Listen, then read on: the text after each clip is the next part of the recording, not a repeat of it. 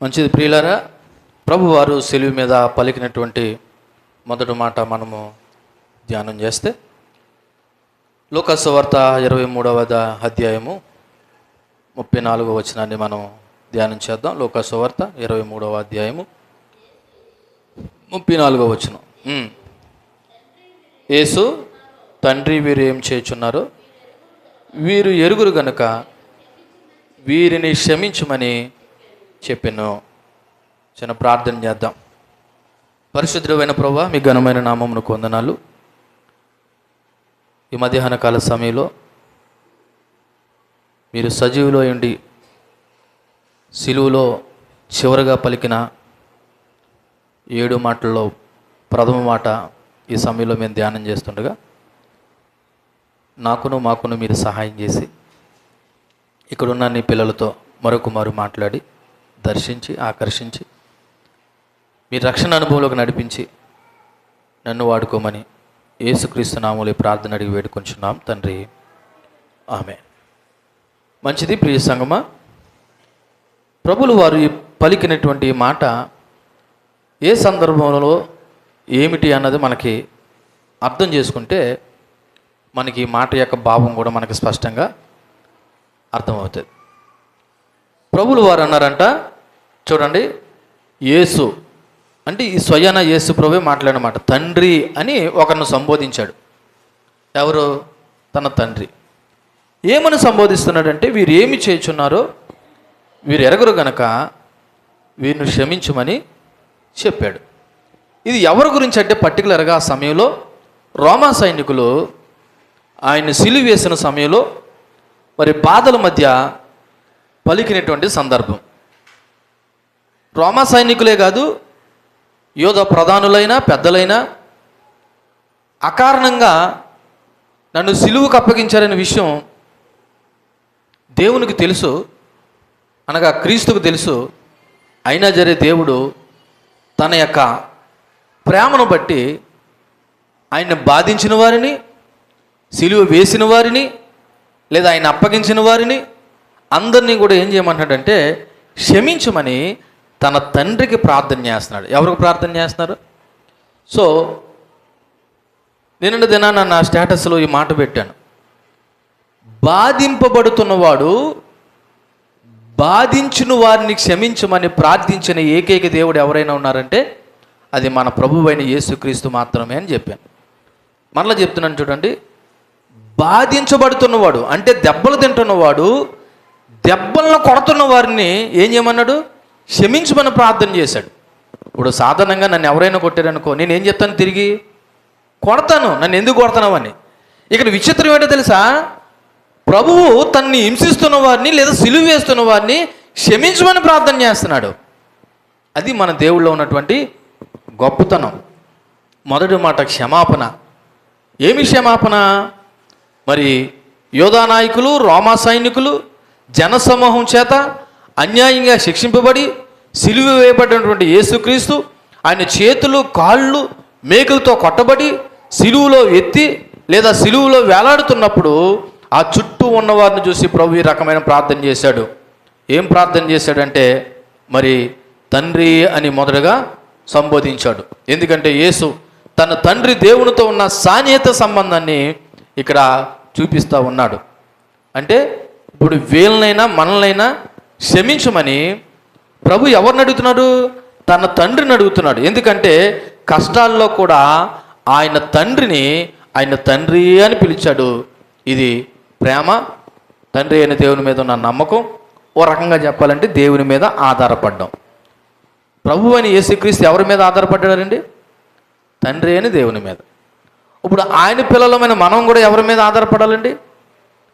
అదే తండ్రి మీద లేదా అదే యేసుక్రీస్తు మీద మనం ఆధారపడాలి. ముఖ్యంగా ఏ సమయంలో ఆధారపడాలండి?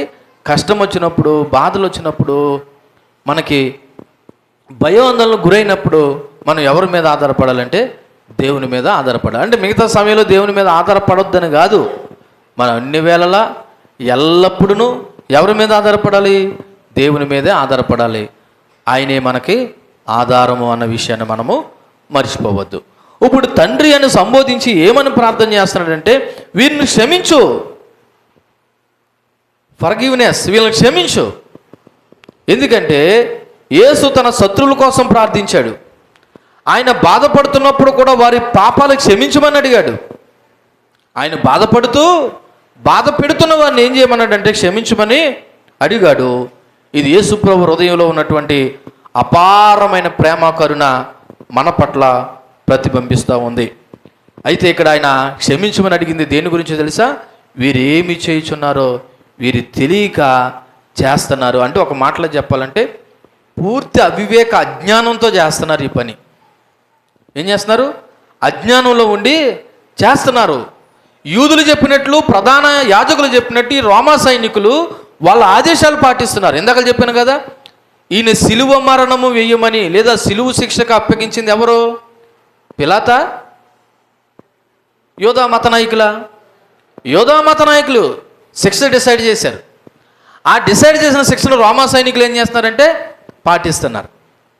కాబట్టి వీళ్ళు ఏం చేస్తున్నారో తెలియక అవివేకంతో చేస్తున్నారు ప్రభా అని చెప్పేసి మరి కుమారుడైన క్రీస్తు తన తండ్రి అయినటువంటి దేవుణ్ణి మరి క్షమించమని ప్రార్థన చేయడం జరిగింది.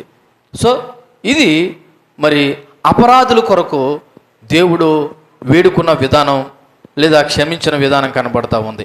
ఇక్కడ దేవుని యొక్క కరుణ, యేసు సిలువు ద్వారా మన అందరి పాపాలు భరించాడు. ఆనాడు యోధా మత నాయకులు లేకపోతే యోధా సైనికులు మత పెద్దలు మాత్రమే కాదు, ఈ రోజున దేవుడు మన అందరి పాపాలు భరించాడు.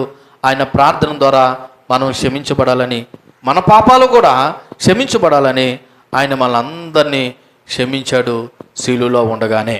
దేవునికి మహిమ కలుగును గాక. కాబట్టి ఇక్కడ మనల్ని ఎవరిని బాధ పెడతాడని, రేపన్న రోజున ఎవరైనా మనల్ని బాధ పెడతారని, ఒకవేళ ఎవరైనా బాధ పెట్టినా సరే మనం ఏం చేయాలి తెలుసా? తండ్రి అలాగా కుమారుడైన క్రీస్తు తన తండ్రికి ఏ విధంగా ప్రార్థన చేసి క్షమాపణ కోరాడో మనము కూడా మన శత్రువుల కొరకు, మనల్ని బాధ పెడుతున్న వరకు ఏం చేయాలా? ప్రార్థన చేయాలి. ఆ మాట ప్రభులు వారు పరిచర్యలో ముందే చెప్పాడు. ఒకసారి మత్తయి సువార్త 5వ అధ్యాయము 44వ వచనం చదివితే ప్రభులు వారు ముందే ఆ మాట చెప్పడం జరిగింది. నేను మీతో చెప్పినదేమనగా, మీరు పరలోకమందున్న మీ తండ్రికి మీరు కుమారులై ఉన్నట్లు మీ శత్రువుల్ని ప్రేమించండి, మిమ్మల్ని హింసించే వారి కొరకు ఏం చేయాలంటండి? ప్రార్థన చేయండి అని ప్రభులు వారు కొండ మీద ప్రసంగం అనబడుతున్న ఈ సందర్భంలో ఎప్పుడో చెప్పాడు. మరి చెప్పినోడు ఏం చేయాలా? క్షమించాలా లేదా? అందుకే తను హింసిస్తున్న వారిని, బాధిస్తున్న వారిని లేదా రోమా సైనికుల్ని క్షమించమని ఆయన ఒక ఆదర్శవంతమైన క్షమాపణ ఈ రోజున మనకు బోధిస్తున్నాడు. సో ఈ సందర్భంలో దేవుని పిల్లలుగా మనం కూడా ఏం చేయాలి తెలుసా? మనం కూడా ఇతరులను కూడా ఏం చేయాలి? క్షమించాలి. క్షమించడం అనే మాటకి సర్లే ఇప్పుడు క్షమించలే అని పగబెట్టుకోవడం కాదు. క్షమించడం అనే మాటకు అర్థం ఏంటో తెలుసా? వాళ్ళ యొక్క తప్పులను మళ్ళా ఎన్నడూ మనం ఏం చేసుకోకూడదు. నిజంగా నువ్వు క్షమించిన వాడు అయితే, క్షమించిన దానివి అయితే మరలా వాళ్ళ పాత విషయాలు నువ్వు ఎప్పుడు కూడా జ్ఞాపకం చేయకూడదు. అది క్షమాపణ అంటే. ప్రస్తుతానికి క్షమించలే, టైం వచ్చినప్పుడు మళ్ళీ నేను చూసుకుంటానంటే అది క్షమాపణ కాదు. దేవుని పిల్లలుగా ఈ గుణం మనలో కూడా ఉండాలనేది దేవుడు మనకు నేర్పిస్తున్నటువంటి విషయం. కాబట్టి మనం బాధపడినప్పుడు లేదా అన్యాయం జరిగినప్పుడు కోపము, పగ బదులు క్షమాపణ ఎంచుకోవాలి. మన శత్రువులు కొన్నిసార్లు తెలియకుండానే మనల్ని బాధిస్తారు, వాళ్ళ కొరకు ప్రార్థన చేయాలి. ఎలాగంటే యేసు క్షమించినట్లు మనం కూడా క్షమించాలి. ఇది దేవుని యొక్క స్వభావము, దేవుని యొక్క ప్రేమ. ఆయన పిల్లలుగా మనం కూడా ఈ క్షమాపణ అనేది మన జీవితంలో ఉండి తీరాలి. లేకపోతే అది దేవుని యొక్క లక్షణము, దేవుని యొక్క పిల్లల యొక్క లక్షణము కాబడదు.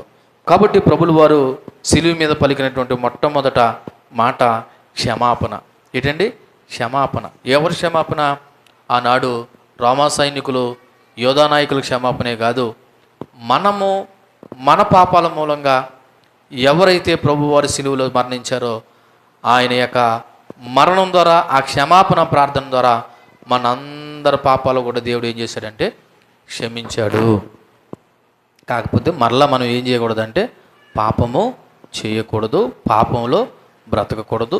ఒకవేళ ఎవరైనా మన పట్ల ఒకవేళ తప్పుగా ప్రవర్తించినా, అన్యాయంగా ప్రవర్తించినా, లేదా మనల్ని బాధించినా, కొట్టినా, తిట్టినా, హింసించినా మనం ఏం చేయాలంటే వాళ్ళని కూడా క్షమించాలని, ఇది ఒక దైవికమైనటువంటి క్షమాపణ అనబడుతున్న మరి లోతైనటువంటి ఒక ఆదర్శవంతమైన విధానం మనకు కనబడుతుంది. దేవుని పిల్లలుగా ఈ రకమైన లక్షణం మనం కూడా నేర్చుకోవాలి. అటువంటి క్షమాగుణం కలిగి ఉండాలి. విచిత్రం ఏంటంటే క్షమించాలని తెలుసు, కానీ మనం ఏం చేయలేకపోతున్నాం, క్షమించలేకపోతున్నాం. వాళ్ళని చూడగానే ఎక్కలేనటువంటి కోపం వచ్చేస్తుంది, వాళ్ళ పేరు ఎత్తగానే ఎక్కలేని కోపం వచ్చేస్తుంది. అంటే ఇప్పుడు మనలో ఏమి లేదనమాట, క్షమాగుణము లేదు. ఇందాక దేవుడు చెప్పినటువంటి ఆ మత్తయి సువార్త ఆ 5వ అధ్యాయంలో ఆయన అన్నాడు చూడండి, 45వ వచనంలో, ఆయన చెడ్డవారి మీదను మంచివారి మీదను తన సూర్యుని ఉదయింపజేసి నీతిమంతుల మీదను అవినీతిమంతులను మీదను వర్షము కురిపించుచున్నాడు. మీరు మిమ్మునే ప్రేమించిన వారిని ప్రేమించిన యెడల మీకేమి ఫలం కలుగును? అలాగైతే సొంకర్లు కూడా అలాగా చేయుచున్నారు కదా. మీ సహోదరులు మాత్రం వందన చేసిన యెడల మీరు ఎక్కువగా చేయుచున్నదేమి? అలాగే అన్ని జనులు కూడా చేయుచున్నారు కదా. మీ పరలోకపు తండ్రి పరిపూర్ణుడు గాక గనుక మీరు కూడా ఎలా ఉండాలంటే పరిపూర్ణంగా ఉండాలి. క్షమాపణ విషయంలో, క్షమించే విషయంలో ఎలా ఉండాలి? పరిపూర్ణంగా ఉండాలి. అటువంటి దైవికమైనటువంటి గుణము దేవుని పిల్లలుగా మనం కూడా నేర్చుకున్నప్పుడే మనం దేవుని పిల్లలు అవుతాం. ఆయన ప్రారంభ వచనంలోనే చెప్పాడు 44వ వచనంలో, నేను మీతో చెప్పినది ఏమనగా మీరు పరలోకమందున్న మీ తండ్రికి ఏమై ఉండాలి? కుమారులు కుమార్తెలై ఉండాలంటే ఇప్పుడు కంపల్సరీ మనం ఏం చేయాలి? అవతలని మాట్లాడరేండి, క్షమించాలి. క్షమించకపోతే మనం దేవుని కుమారులం కాదు, కుమార్తెలు అంతకంటే కాదు. ఎవరైతే దేవుని పిల్లలో వాళ్ళు తప్పకుండా వాళ్ళ పట్ల అమర్యాదగా ప్రవర్తించిన వారిని లేదా అక్రమంగా ప్రవర్తించిన వారిని దేవుని పిల్లలు ఏం చేయాలంటే క్షమించాలి. మనకు తెలుసు కదా, గ్రాండ్ స్టీని యొక్క పిల్లలిద్దరిని ఒడిశా రాష్ట్రంలో మరి జీప్లో తగలబెడేసినప్పుడు తన భార్య ఏమన్నా తెలుసా? క్రీస్తు ప్రేమలో వీరిని క్షమించేశాను. రీసెంట్గా ప్రవీణ్ పగడాల గారి యొక్క భార్య కూడా అదే మాట అన్నది. ఎక్కడి నుంచి వచ్చిందంటే ఈ గుణము దేవుని యొక్క పరిపూర్ణమైన క్షమాపణ అనేటువంటి దైవ లక్షణం. ఇది దేవుని పిల్లలనే మాట, దేవుని పిల్లలుగా బ్రతికే వారి మాట. మరి ఈ రోజున మనలో కోపాలు పగలు మరి ఇవన్నీ పెట్టుకుని మనం దేవుని పిల్లలుగా సలామని అవుతే ఇది నిజమైన దేవుని పిల్లలు కాదు. దేవుడు ముందే చెప్పాడు, మీరు నాకు పిల్లలు అయి ఉండాలంటే మీరు కంపల్సరీ ఏం చేయాలా? క్షమించాలనే విషయాన్ని ఇక్కడ చెప్పడం జరిగింది. కాబట్టి ఈ మొదటి మాటలో మనం నేర్చుకోవాల్సిన ఈ పూట క్షమాపణ. దేవుడు నేను క్షమించినట్లు మనం కూడా ఇతరులను ఏం చేయాలా? క్షమించాలి. అందుకే పరలోక ప్రార్థనలో ఏమని ప్రార్థన చేస్తాం? తండ్రి, మా ఇతరుల అపరాధాలు క్షమించినట్లు మా అపరాధాలు కూడా క్షమించు. ఇక్కడ సీక్రెట్ తెలుసా? ఇతరులను క్షమించకపోతే నీకు కూడా ఏమి లేదు, క్షమాపణ లేదు. మనం తెలియక మనం వాళ్ళ మీద పగ పెంచుకోవడం, ద్వేషం పెంచుకుంటూ ఉంటాం. దానివల్ల ఏముంది తెలుసా? నీకు క్షమాపణ దొరకట్లేదు. అది నీకేం దొరకట్లేదు? ఉదాహరణకి ఈరోజే నీతో నాతో గొడవ అయింది, లేదా నాతో నీకు గొడవ అయింది. దేవుడు వాక్యం చెప్పింది సూర్యుడు అస్తమించే లోపల ఏం చేయాలా? క్షమించేసి ఇద్దరు ఏమైపోవాలా? సమాధానం పడిపోవాలి. పడలేదు. ఒకటో రోజు నీ యొక్క క్షమించలేదు కాబట్టి పాపం యొక్క తీవ్రత పెరుగుతుంది. రెండో రోజు నువ్వు క్షమించలేదు కాబట్టి ఇది కూడా ఏం చేస్తుంది? పెరుగుతుంది. మూడో రోజు క్షమించలేదు కాబట్టి ఇది కూడా ఏమవుతుంది? పెరుగుతుంది. నువ్వు ఎన్ని రోజులు క్షమించవో అన్ని రోజులు కూడా నీ జీవితంలో నీ యొక్క పాప శాపాలు కూడా అలాగే ఉంటాయి. అంటే అర్థం ఏంటి తెలుసా? దేవుడు క్షమించడు కూడా. అర్థమైందా? మనం పరలోక ప్రార్థన సింపుల్గా చేసేసి లాస్ట్లో ఆమె నేను ఎత్తనం. అందులో ఉన్న గొప్ప సత్యం ఏంటి తెలుసా? ప్రభా, ఇతరులను మేము క్షమించినట్టు మీరు కూడా మమ్మల్ని ఏం చేయండి? క్షమించండి. దేవుడు మనల్ని క్షమించాలంటే ఇతరులను మనం ఏం చేయాలా? మనం ఏం చేస్తాం తెలుసా? ఇతరులు మాత్రం క్షమించం. ప్రభా, నన్ను మాత్రం నువ్వు క్షమించే. ఇది ఎలా సాధ్యమండి? సాధ్యం కాదు. ఒకవేళ నన్ను క్షమించమని దేవుడు అడిగినా దేవుడు ఏమంటాడు తెలుసా? ముందు నీ సహోదరుని క్షమించు, అప్పుడు నేను నిన్ను క్షమిస్తానంటాడు. అందుకే ప్రభుల వారు అక్కడే అన్నాడు చూడండి, మత్తయి సువార్త 5వ అధ్యాయంలోనే 23వ వచనం చూడండి. 23వ వచనం, కావున నువ్వు బలిపీఠం వద్ద అర్పణ అర్పించుండగా నీ మీద నీ సహోదరునికి విరోధమైనది కలదని అక్కడ నీకు జ్ఞాపకం వచ్చిన యెడల అక్కడే బలిపీఠం యొద్ద నా అర్పణ విడిచిపెట్టి మొదట వెళ్ళి నీ సహోదరునితో ఏం చేయమన్నాడు? ముందు బలిపీఠం దగ్గర బలి అర్పించమన్నాడా? సహోదరునితో సమాధాన పడమన్నాడా? మాట్లాడరేండి. మనం ఏం చేద్దాం తెలుసా? సహోదరుతో సమాధానం పడడం కానీ ప్రార్థనకు వచ్చి గొప్ప ప్రార్థన చేస్తాం. మీకు అర్థమైంది అనుకుంటా నా మాట. ఇక్కడ దేవుడు ఖండితంగా చెప్పిన మాట ఏంటంటే, ముందు నీ అర్పణ అక్కడే విడిచిపెట్టు, పోయి వెళ్ళి నీ సహోదరునితో మొదట నువ్వు సమాధానపడు. అంటే దేవుడు దేనికి ప్రయారిటీ ఇచ్చాడు? నాకు బలి ఇవ్వడం ఇంపార్టెంట్ అన్నాడా? నీ సహోదరుని క్షమించడం ఇంపార్టెంట్ అన్నాడా? మరి మన ఇతరుల సహోదరులు క్షమించకుండా ఇక్కడ కూర్చొని ఎంత ప్రార్థన చేసినా ఇప్పుడు ఇంతకీ మన ప్రార్థనలు దేవుడు ఏం చేయట్లేదు, అంగీకరించట్లేదు. ఎందుకని? ఆయన చెప్పినట్టు చేయలేదు కాబట్టి. అందుకే నేను మరలా చెప్తున్నాను, సంఘం అనబడుతున్న ఇక్కడ అందరూ కూడా సమాధానం కలిగి ఉండాలి, ఒకరినొకరు క్షమించుకోవాలి. ఒకరినొకరు క్షమించుకోకుండా పగలతోనూ, ద్వేషాలతోనూ, అసూయతోనూ, కుళ్ళుతోనూ, కుట్రలతోనూ ఉన్నావనుకో, నువ్వు ఇక్కడికి వచ్చి ఎంత ప్రార్థన చేసినా దేవుడు నీ ప్రార్థన డిస్మిస్, ఆలకించట్లేదు. దేవుడు చెప్పిన మాట, ముందు నీ పోయి నీ సహోదరునితో ఏం చేయి, సమాధానం పడు, అప్పుడు వచ్చి నాకు బలిపీఠం మీద బలి అర్పించన్నాడు. ఈ రోజున బలిపీఠాల మీద బలి అర్పించడం లేదు కాబట్టి, మనం ప్రార్థన చేయడమే కాబట్టి, దేవుడు నీ ప్రార్థన ఆలకించాలంటే ముందు నీ సహోదరుని నువ్వేం చేయాలా, క్షమించాలి. అలాగైనప్పుడే దేవుడు కూడా మన యొక్క అపరాధాలు కూడా ఏం చేస్తాడు, క్షమిస్తాడు. మనం ప్రార్థన చేసాం, దేవుడిని క్షమించమని అడిగాను కాబట్టి ఆయన క్షమించేసి ఉంటాడని చెప్పేసి మనం ఏం చేస్తున్నాం, రెచ్చిపోతున్నాం. ఏం క్షమించలేదు. ఎందుకు క్షమించలేదు తెలుసా? నీ సహోదరుని నువ్వు క్షమించలేదు కాబట్టి నీ మీద ఇంకా అపరాధం ఏం చేస్తుంది, అలాగే ఉంటుంది. నువ్వు ఎన్ని రోజులు నీ సహోదరుని క్షమించుకుంటూ ఉంటావో అన్ని రోజులు కూడా నీ జీవితంలో అపరాధం యొక్క భావము, ఆ యొక్క మరి క్షమాపణ లేకుండా నువ్వు కూడా అన్ని రోజుల్లో ఉంటావు. కాబట్టి దేవుడు మొట్టమొదటిగా మనం నేర్పుతున్న గుణం ఏంటంటే క్షమించండి. ఇదిగో నన్ను సిలువ వేసిన వారిని, నన్ను అప్పగించిన వారిని, వీళ్ళు తెలియక ఏ విధంగా అయితే నన్ను అవివేకంతో, అజ్ఞానంతో సిలువకు అప్పచెప్పారో వీళ్ళని గూర్చి నేను ఎలాగైతే తండ్రితో ప్రార్థన చేస్తానో మీరు కూడా మీ యొక్క సహోదరుల నిమిత్తము లేదా మీ ఎడల అన్యాయంగా అక్రమంగా ప్రవర్తించిన వారి నిమిత్తము మీరు కూడా క్షమాపణ కలిగి ఉండండి లేదా క్షమించండి అని దేవుడు మనకు చెప్తున్న ఈ మాట మనకెంతో ఆదర్శవంతమైన విషయాన్ని గుర్తు చేస్తూ ఈ మాట ముగిస్తూ ఉన్నాను. ఈ మాటను బట్టి ఎవరైనా ప్రార్థన చేయాలనుకున్న వాళ్ళు చిన్న ప్రార్థన చేయాలని నేను ప్రభుపేట మనవి చేస్తూ ఉన్నాను.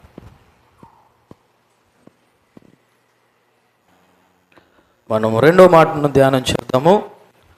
ప్రభులు వారు సిలువ మీద పలికినటువంటి చివరి మాటల్లో రెండో మాటను ధ్యానం చేద్దాము. ఈ మాట వర్డ్ ఆఫ్ సాల్వేషన్ అనగా రక్షణకు సంబంధించినటువంటి మాట.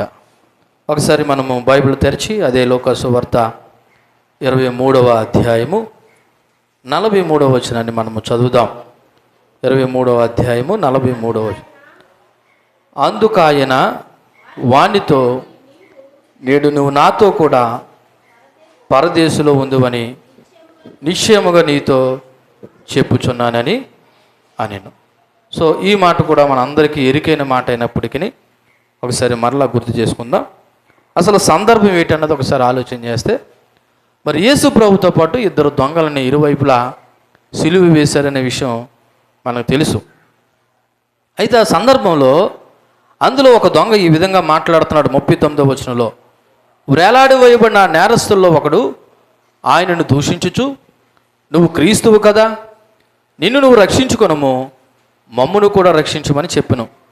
అయితే రెండో వాడు వాణ్ణి గద్దించి, నీవు అదే శిక్షా విధిలో ఉన్నావు గనుక దేవునికి భయపడవా? మనకైతే ఇది న్యాయమే, మనం చేసిన వాటికి తగిన ఫలము పొందుచున్నాము, కానీ ఈయన ఏ తప్పిదమును చేయలేదని చెప్పి ఆయన్ని చూచి, యేసు, నీవు నీ రాజ్యములకు వచ్చినప్పుడు నన్ను జ్ఞాపకం చేసుకునమని అన్న మాటకి ప్రభులు వారు చెప్పిన మాటే సిలువలో పలికినటువంటి రెండవ మాట. ఒకసారి మీరు నా వైపు చూడండి, చెప్పిన మాటలో శ్రద్ధగా ఆలకించండి. ప్రభుతో పాటు ఇద్దరు వేయబడిన వారు దొంగలు. వాళ్ళంటే తగిన శిక్ష భరిస్తున్నారు, భరించాలి. కానీ యేసుక్రీస్తు ఏ విధమైనటువంటి తప్పుడు పని చేయలేదు, కనీసము తనలో కూడా ఏ పాపము లేదు. అటువంటి నీతిమంతుడైన దేవుణ్ణి అసూయ చేత సిలువకు అప్పగించారు. మీకు ఎందాకలు గుర్తు చేశాను, యోధా చెప్పాడు, నేను నిరాపరాధి యొక్క రక్తాన్ని అప్పగించానని. పిలాతు భార్య చెప్పింది, నేను నీతిమంతుడి జోలికి పోవద్దని. పిలాతు కూడా చెప్పాడు, ఈయన యందు ఏ దుష్కార్యమో లేదని చెప్పాడు. ఇప్పుడు నాలుగో సాక్ష్యము, యేసు ప్రభుతో పాటు వేయబడిన దొంగల్లో ఒక దొంగ చెప్తున్నాడు. ఏమంటాడు చూడండి, అక్కడ 41వ వచనం, మనకైతే ఇది న్యాయమే, మనం చేసిన వాటికి తగిన ఫలము పొందుచున్నాము కానీ ఈయన ఏ తప్పిదము చేయలేదని చెప్పాడు. అంటే ఇప్పుడు ఇంతకీ యేసుక్రీస్తు గురించి ఈయన ఏం చెప్తున్నాడు? సాక్ష్యం ఇస్తున్నాడు. సాక్ష్యమే కాదు, తను ఎవరో కూడా గుర్తెరిగాడు. ఎవరు? ఒక దొంగ. సాధారణంగా కుడివైపున ఉన్న దొంగ మంచోడని, ఎడమ వైపున ఉన్న దొంగ చెడ్డోడు అన్నట్టుగా మనం మాట్లాడతాం. సరే, ఏదైతే అక్కడ ఉన్నది ఇద్దరు దొంగలే కాబట్టి, ఒకడు ఆ శిక్షా విధిలో ఉండి కూడా దేవుణ్ణి ఏం చేస్తున్నాడంటే దూషిస్తున్నాడు, ద్వేషిస్తున్నాడు. మరొకడైతే ఆ పక్కనున్న దొంగతో అంటున్నాడు, ఒరే మనకంటే ఇది న్యాయమే కానీ మనం దొంగతనం చేసాం లేదా పనికిమాలిన పని చేసాం కాబట్టి మనకు శిక్ష విధించారు, కానీ ఈయనలో ఏ తప్పిదం లేదు, ఈయనను గురించి నువ్వు అలాగెందుకు మాట్లాడుతున్నావు అని పక్కనోడిని గద్దించి ఇప్పుడు తన గురించి మాట్లాడుతున్నాడు. 42వ వచనంలో ఆయనను చూచి, యేసు నీవు నీ రాజ్యంలోకి వచ్చినప్పుడు నన్ను జ్ఞాపకం చేసుకొనుము అనేటువంటి మాట. సో ఈ సందర్భం ఏంటన్నది మనకి స్పష్టంగా మనకి అర్థమైంది. నన్ను జ్ఞాపకం చేసుకోమని దొంగ పలికిన మాటకి దేవుడు సమాధానం ఇచ్చిన మాట ఏంటంటే, నేడే నువ్వు నాతో పాటు ఎక్కడ ఉంటావు అంటే పరదేశంలో ఉంటావు అని తిరిగి జవాబు ఇచ్చిన సందర్భం. సో ఈ మాటలను 3 భాగాలుగా లేదా కొన్ని ముఖ్యమైన మాటలతో మనము ధ్యానం చేద్దాం. అందులో ప్రభు వారు చెప్పిన మొట్టమొదటి మాట తెలుసా? నిశ్చయముగా నీతో చెప్పుచున్నాను. ఏం చేస్తున్నాను చూడండి, అక్కడ అన్నాడు, నేడు నువ్వు నాతో కూడా పరదేశంలో ఉందని నిశ్చయముగా నీతో చెప్పుచున్నాను. ఇది యేసు యొక్క గట్టి నమ్మదగిన వాగ్దానం. ఆయన మాటలు ఎప్పుడు సత్యమే, ఇప్పుడు కూడా అదే సత్యాన్ని ఆ దొంగకి ప్రామిస్ చేస్తున్నాడు. ఏమన్నాడు తెలుసా? ఈరోజే. ఎప్పుడండి? ఈరోజే. ఇక్కడ ఒక సత్యం తెలుసుకుందాం మనం. క్రీస్తునందు మృతునైన వాడు ఆ రోజే, ఆ క్షణమందే ఆ వ్యక్తి ఎక్కడ ఉంటాడంటే ప్రభు దగ్గర ఉంటాడు. ఎక్కడ ఉంటాడు? ప్రభు దగ్గర. లేదా ప్రభు దగ్గర కాకపోతే ఒక మంచి ప్లేస్లో ఉంటాడు. మనకి ధనవంతుడు లాజరు కథలో చెప్పబడినట్టు నెమ్మది పొందే స్థలంలో మాత్రం ఉంటాడు. దేవుడు పర్టికులర్గా చెప్తున్నాడు టుడే, ఈరోజే. ఎందుకంటే మరణం తర్వాత వెంటనే అతనికి రక్షణ లభిస్తుందనే విషయం మరి అక్కడ దేవుడు వానికి జ్ఞాపకం చేస్తున్నాడు. యేసు మరణించిన తర్వాత ఆయన ఆత్మ పరదేశకి వెళ్తుంది. ఇప్పుడు దొంగ యొక్క ఆత్మ కూడా ఎక్కడికి వెళ్తుంది? పరదేశకి వెళ్తుంది. ఎందుకని? ప్రభు ఆత్మ ఎందుకు పరదేశకి వెళ్తుంది అంటే ఆయన పరిశుద్ధుడు, పరదేశంలో ఉండే స్థలం కాబట్టి పరదేశకు వెళ్తాడు. ఇప్పుడు ఈ దొంగ ఆత్మ కూడా ఎందుకు పరదేశకు వెళ్తుంది అంటే ఈయన ప్రభువునందు నమ్మకం ఉంచాడు కాబట్టి, అప్పటికి ఇంకా పరదేశంలో ఉన్న వారికి ఇంకా విడుదల విమోచన లేదు కాబట్టి ఇప్పుడు కూడా ఏమన్నాడంటే ప్రభులు వారు, నువ్వు నాతో పాటు ఎక్కడ ఉంటావు తెలుసా? పరదేశంలో ఉంటావు. అంటే ఒక రకంగా చెప్పాలంటే నేనుండే స్థలంలో నువ్వు ఉంటావు అని దేవుడు వారికి ఇచ్చినటువంటి గొప్ప అభయం అన్నమాట. కాబట్టి ఒకసారి మనము 2 కొరింథీయులకు రాసినటువంటి పత్రిక 5వ అధ్యాయము 8వ వచనం చదువుతాం. కొరింథీయులకు రాసినటువంటి 2వ పత్రిక 5వ అధ్యాయము 8వ వచనం చదివితే, ఇట్లు ధైర్యం కలిగి ఈ దేహాన్ని విడిచిపెట్టి ప్రభువు నొద్ద నివసించుటకు మనము ఇక్కడ దేహంలో ప్రాణం పోయిందంటే మనం ఏమీ బాధపడవలసిన పని లేదు. ఎందుకంట ఇక్కడ దేహం విడిచిపెట్టిన వెంటనే ఎక్కడికి వెళ్తున్నామంట? మనం మాట్లాడండి. ప్రభువునద్ద ఉండడానికి ప్రమోషన్. భూమి మీద ఉన్నాం ఇంతవరకు. ఇప్పుడు ప్రభువునందు నీ మరణం అయితే, అంటే ప్రభువు నమ్మి నిజంగా విశ్వసించి ప్రభువులో బ్రతికి ప్రభు కొరకు జీవించి నమ్మకమైన విశ్వాసగా జీవించి ప్రభువే నీ ఆధారమని బ్రతికితే, నువ్వు అటువంటి సమయంలో కానీ లేదా అటువంటి విశ్వాసంతో కానీ చనిపోతే నువ్వు వెంటనే ఇక్కడి నుంచి ప్రభు దగ్గరికి ఏమవుతున్నావంట? ప్రమోషన్ అంటే ఏంటి తెలుసా? ఇంకా ఇంతకంటే గొప్ప ప్లేస్కి నువ్వు వెళ్తున్నావు. ఆ గొప్ప ప్లేస్ ఏంటి తెలుసా? ప్రభు ఉండే స్థలము. దేవునికి మహిమ కలుగును గాక. చూడండి ఎంత నిరీక్షణ ఇచ్చాడో దేవుడు మనకి. అక్కడ చెప్పబడిన మాట, ఇదిగో మనము ఈ దేహమందు నివసించినంతకాలం ప్రభువుకు దూరంగా ఉన్నామని ఎరిగి ఇక ఇప్పుడు ధైర్యం గలమనే ఉండండి. ఎందుకంటే ఈ దేహం విడిచిపెట్టిన తర్వాత మనం ప్రభువు నొద్ద నివసించడానికి ఇష్టపడుతున్నాం. ఏమండి?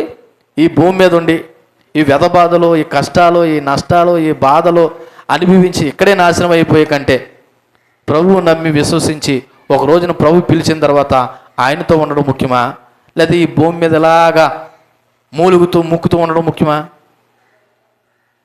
మీకు ఇప్పుడు తెలియదు, కానీ మరణ పడకం మీద ఉన్నవాడిని అడగండి, ఎందుకు వచ్చిన బ్రతుకురా దేవుడు నన్ను పిలుచుకుంటే బాగుంది అనుకుంటాడు. కారణం ఏంటి? నాన్న వాళ్ళు ఎవరు కూడా పట్టించుకోరు. కొడుకు అసహించుకుంటాడు, కూతురు అసహించుకుంటుంది, కోడలు అసహించుకుంటుంది, లేకపోతే ఎవరైతే బంధువులు ఉన్నారో చాకరీ చేయలేక ఏం చేస్తారు, అందరూ అసహించుకుంటారు. ఇప్పుడు దేవుని కృపను బట్టి మన అన్ని అవయవాలు చక్కగా ఉన్నాయి కాబట్టి ఆ విలువ తెలియలేదు. కానీ మరణ పడక మీద ఉన్నవాడిని ఇల్లు అడగ చూడండి, నాకు మరణం వస్తే బాగుండని అనుకుంటాడు. ఎందుకో తెలుసా? వాటికి అర్థమైంది, నేను ఈ మంచం మీద ఎన్ని రోజులు ఉన్నా ముక్కుతూ మూలుగుతూ ఉండాలి తప్ప నాకు ఏ విధమైన ప్రయోజనం లేదు. కానీ దేవుడు కానీ నన్ను పిలుచుకుంటే నేను ఎక్కడికి వెళ్తాను? ఆయన దగ్గరికి వెళ్తానని ఆయనకి అర్థమవుతుంది. బహుశా మనకు అర్థం అవ్వలేదు కాబట్టి ఈ ప్రశ్నకి మీరు ఏమీ సమాధానం చెప్పలేదు. ఇక్కడే మూలుగుదామా అంటే మీరు ఏం మాట్లాడలేదు. ఎందుకని? ప్రస్తుతానికి మనం ఎలా ఉన్నాం? చాలా యాక్టివ్గా ఉన్నాం, అన్నయ్య విజయాలు చక్కగా పనిచేస్తున్నాయి. ఎందుకు భాష గారు అప్పుడే నేను ఈ ఊరు విడిచి లేకపోతే ఈ భూమిని విడిచి ఆయన దగ్గర పోవాలా? ప్రస్తుతం నేను బాగానే ఉన్నాను కదా. బాగానే ఉన్నావు కాదంటలేదు. కానీ ఒక రోజున నువ్వు ప్రభువునందు నీ మరణము నిజమైతే నువ్వు ప్రభువునందుకు వెలుచున్నావు అనే విషయాన్ని జ్ఞాపకం చేసుకో.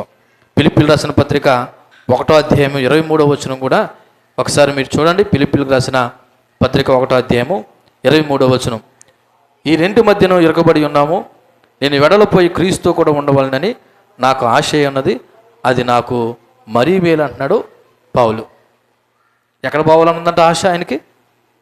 ఎక్కడ పోవాలన్నదంటే అండి, నేను వెడలిపోయి క్రీస్తు కూడా ఉండాలని. అంటే ఒక రకంగా చెప్పాలంటే భూమి మీద ఉండడం కంటే నేను ఎక్కడ ఉండడం మంచిది అంటున్నాడు. అందుకే నా మొట్టుకైతే బ్రతుకుడు క్రీస్తే, చావైతే లాభం అని అందుకే అన్నాడు. ఎందుకు తెలుసా? ఇక్కడ ఉంటే కలిగే ఇబ్బందుల కంటే నష్టాల కంటే నేను ప్రభుతో ఉంటే నాకు క్షేమమని నమ్మాడు. కాబట్టి మరి ప్రభువు నందు విశ్వసించిన వారు ఏం బెంగ పెట్టుకోకండి, చచ్చిపోతే ఏమవుతామని. చచ్చిపోతే ఇంతకంటే మంచి ప్లేస్లో ఉంటామన్న ధైర్యంతో మనం జీవిద్దాం. ఇక్కడ ప్రభు ఆ దొంగతో ఇచ్చినటువంటి గొప్ప వాగ్దానం ఏంటంటే, నువ్వు నాతో కూడా ఉందువు, దేవునికి మహిమ కలుగును గాక. ఇలా చూడండి, దేవుళ్ళు లేని చోటు అది ఎంత అందమైనదైనా సరే నరకమే. దేవుళ్ళు లేని చోటు అది ఎంత అందమైనదైనా సరే నరకమే. దేవుడు ఉన్న చోటు అది ఎంత ఇరుకైనదైనా సరే స్వర్గమే. దేవునికి మహిమ కలుగును గాక. ఎందుకో తెలుసా? నీతో పాటు ఎవరున్నారు? దేవుడు ఉన్నాడు. అంటున్నాడు దొంగతో, నేడే నువ్వు నాతో పాటు ఉందువు. అంటే నేనున్న స్థలంలో నువ్వు ఉంటావు. అంటే నువ్వు దేవుడితో పాటు ఉండడం ముఖ్యమా, లేదా దేవుడు లేని చోట నువ్వు ఉండడం ముఖ్యమా? నేను అప్పుడప్పుడు మిమ్మల్ని హెచ్చరిస్తున్న మాట, ఇక్కడ ఆరాధన క్రమాలు జరుగుతూ ఉంటే మీరు ఇంటి దగ్గర ఏం చేస్తారు?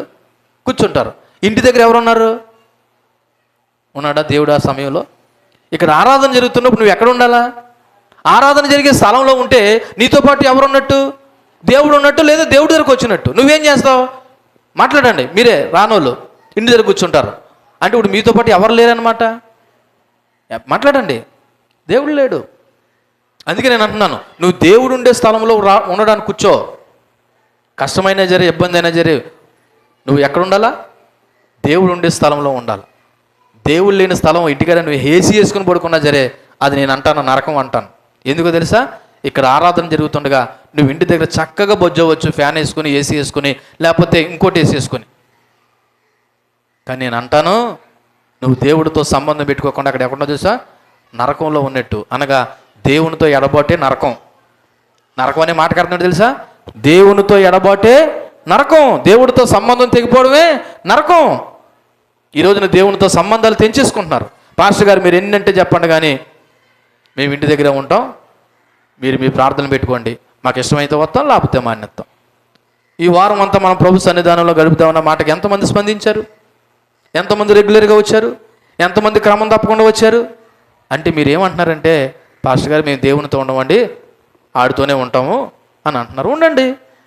ఎవరితో సహవాసం చేస్తే ఆ లక్షణాలే. మీతో సహవాసం చేసేవాడు మంచోడు అయితే పర్లేదు. దేవుడు చెప్పాడు వాడు దుష్టుడు దుర్మార్గుడు అని చెప్పాడు. ఎవరి గురించి? సాతాను గురించి. వాడు దుష్టుడు దుర్మార్గుడు అయితే నేను పాడు చేస్తాడా? బాగు చేస్తాడా? పాడు చేస్తాడు. నేను పాడు చేసి వాడితే తిరుగుతానంటే తిరుగు, నీ ఇష్టం. కానీ నువ్వు బాగుపడతానంటే దేవుడితో పాటు ఉండు, దేవుడు ఉండే స్థలంలో ఉండు అన్నాడు ఆ దొంగతోను. ఇదిగో నేడే నువ్వు నాతో పాటు ఎక్కడ ఉంటావు తెలుసా? మరి నేనున్న స్థలంలో ఉంటావు అనే విషయం చెప్పడం ద్వారా ఇది దేవునితో ఉన్నటువంటి సాన్నిహిత్యము, స్నేహము. ఎక్కడంటే పరదేశులు అని చెప్పాడు అక్కడ. ఏంటండి? పరదేశి అంటే ఈ మాటకి గ్రీకు అర్థం ఏంటంటే ఉద్యానవనం, స్వర్గం వనము, లేదా స్వర్గపు మాట అని అర్థం. కాబట్టి మరి దేవుని యొక్క సన్నిధానంలో మరి ఆ దొంగ కూడా దేవుడితో పాటు ఉండే గొప్ప అనుభవాన్ని ఎలా పొందుకున్నాడు తెలుసా?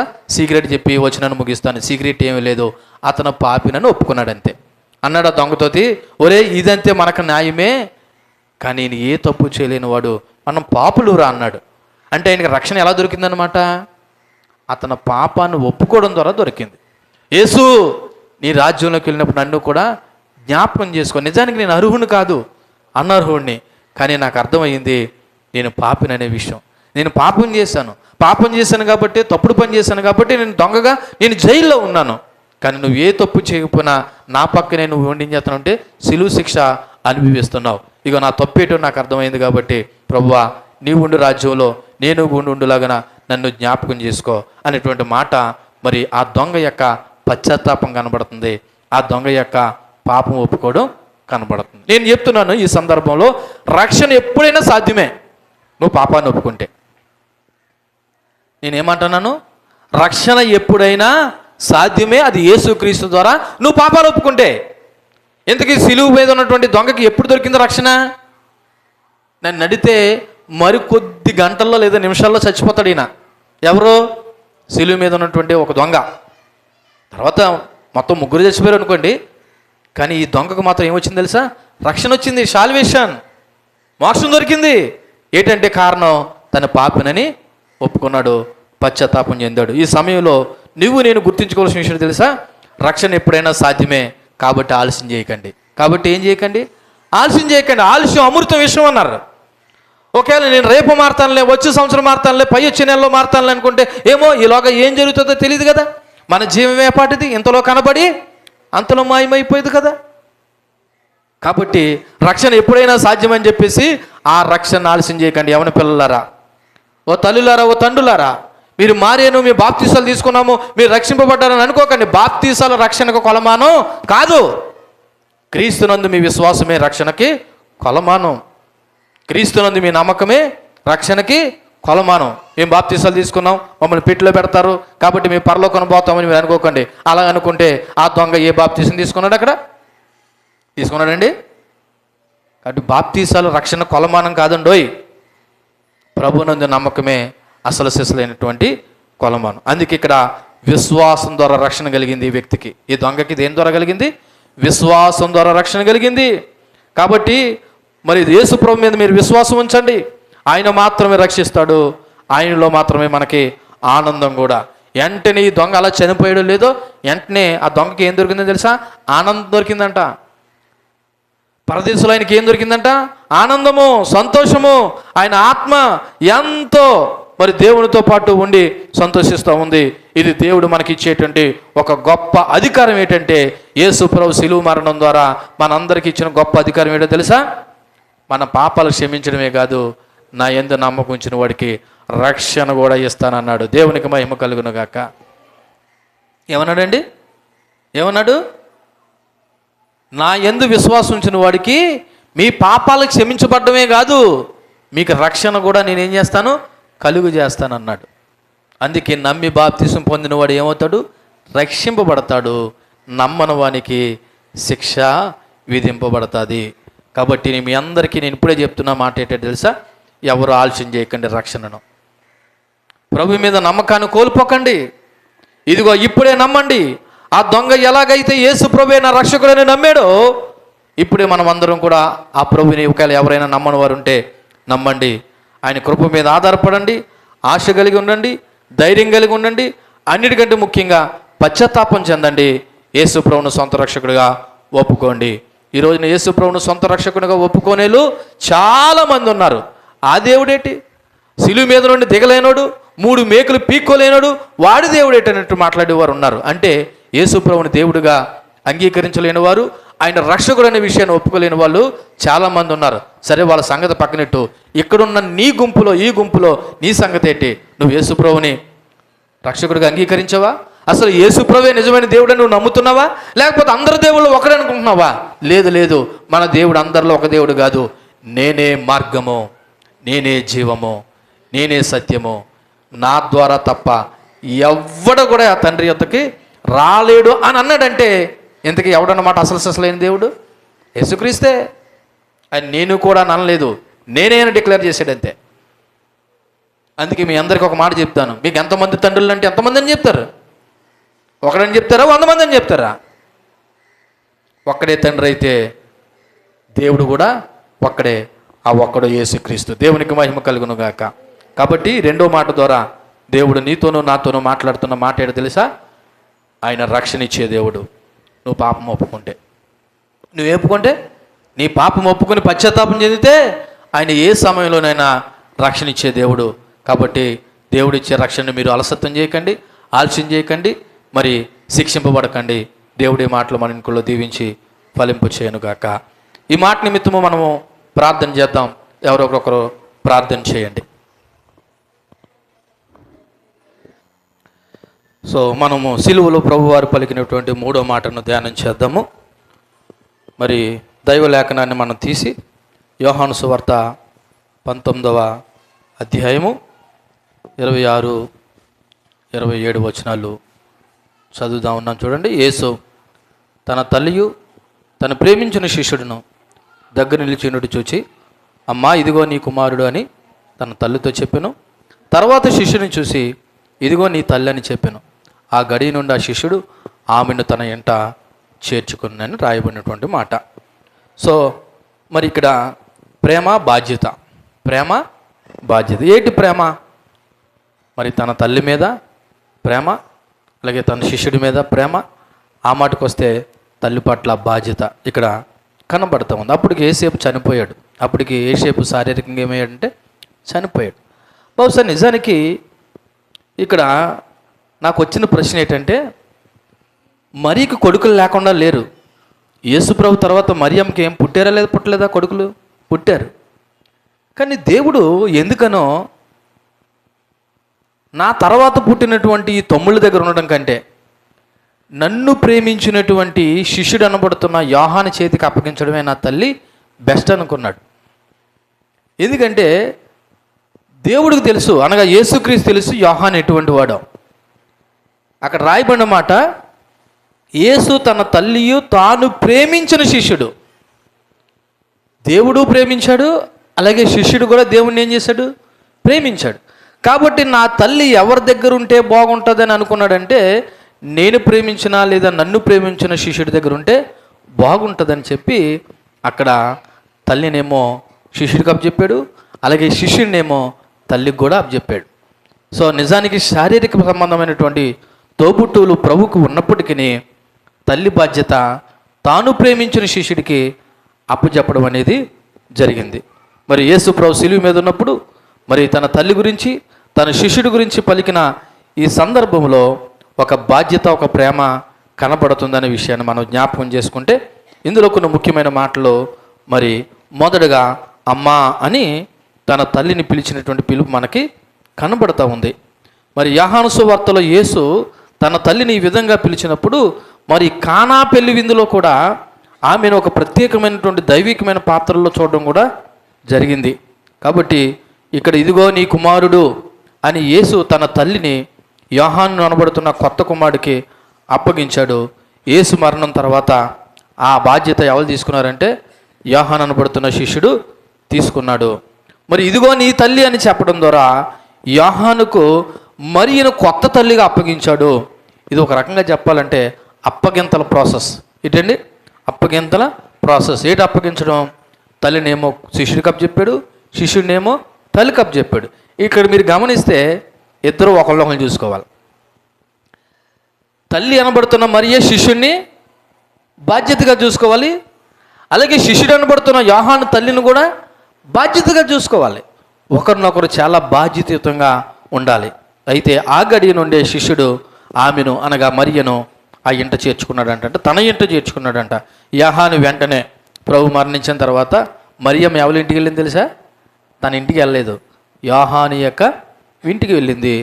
యేసు ఈ మాటలో కేవలం భావోద్వేగపరంగా చెప్పలేదు, ఇది ఒక చట్టబద్ధమైనటువంటి అప్పగింతగా మన తన తల్లిని తన ప్రేమించిన శిష్యుడికి అప్పచెప్పాడు.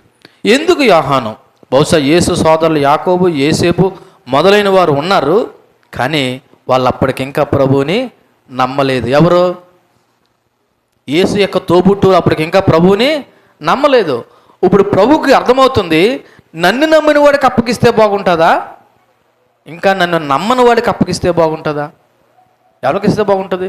మీకు సింపుల్గా చెప్పాలంటే తాళం చేలు దొంగ చేతికి ఇస్తే బాగుంటుందా, మంచోడి చేతికి ఇస్తే బాగుంటుందా? మంచోడి చేతికి ఇవ్వాలి. దొంగ చేతికి అప్పచెప్పామంటే ఏం చేస్తాడో మనం తెలుసు. కాబట్టి యేసు కూడా తాను నమ్మిన విశ్వసించిన మరి యోహాను చేతికే తన తల్లిని అప్పగించాడు. సో ఈ వచనం నుండి మనం కొన్ని విషయాలు మనం జ్ఞాపకం చేసుకుంటే ఇక్కడ మానవీయ ప్రేమ మరియు బాధ్యత కనబడుతుంది. మానవీయ ప్రేమ, బాధ్యత కనబడుతుంది. ఏంటి బాధ్యత అంటే మరి తన తల్లిని ఆ సమయంలో కూడా తను విడిచిపెట్టకుండా తన తల్లి యొక్క బాధ్యత పోషణ అంతా కూడా మరి తన శిష్యుడికి అప్పచెప్పాడు. ఇక్కడ ఒక కొత్త కుటుంబం ఏర్పడ్డదండి. ఏంటండి? కొత్త కుటుంబం. ఈ కుటుంబాన్ని మనం కూడా ఫాలో అవ్వాలి. ఏంటో తెలుసా కుటుంబం? నిజానికి యేసు ప్రభు తల్లి యొక్క మరియకి యోహాను అనబడుతున్న శిష్యుడికి శారీరకమైన సంబంధం ఏమీ లేదు.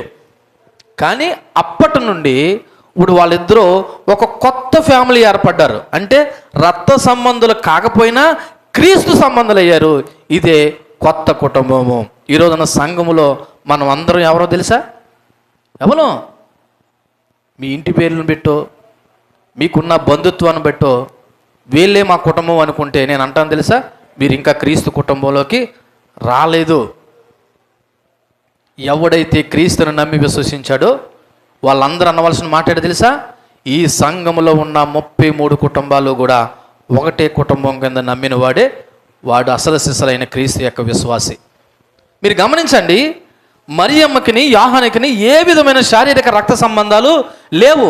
కానీ ప్రభు చెప్పిన మాటను బట్టి ఆనాటి నుండి వాళ్ళిద్దరూ కూడా ఒక న్యూ ఫ్యామిలీ ఇన్ క్రైస్ట్. అంటే క్రీస్తులో ఒక కొత్త కుటుంబం ఏర్పడ్డది. ఇక్కడున్న మనమందరం కూడా ఒకటే కుటుంబం ఉండాలి.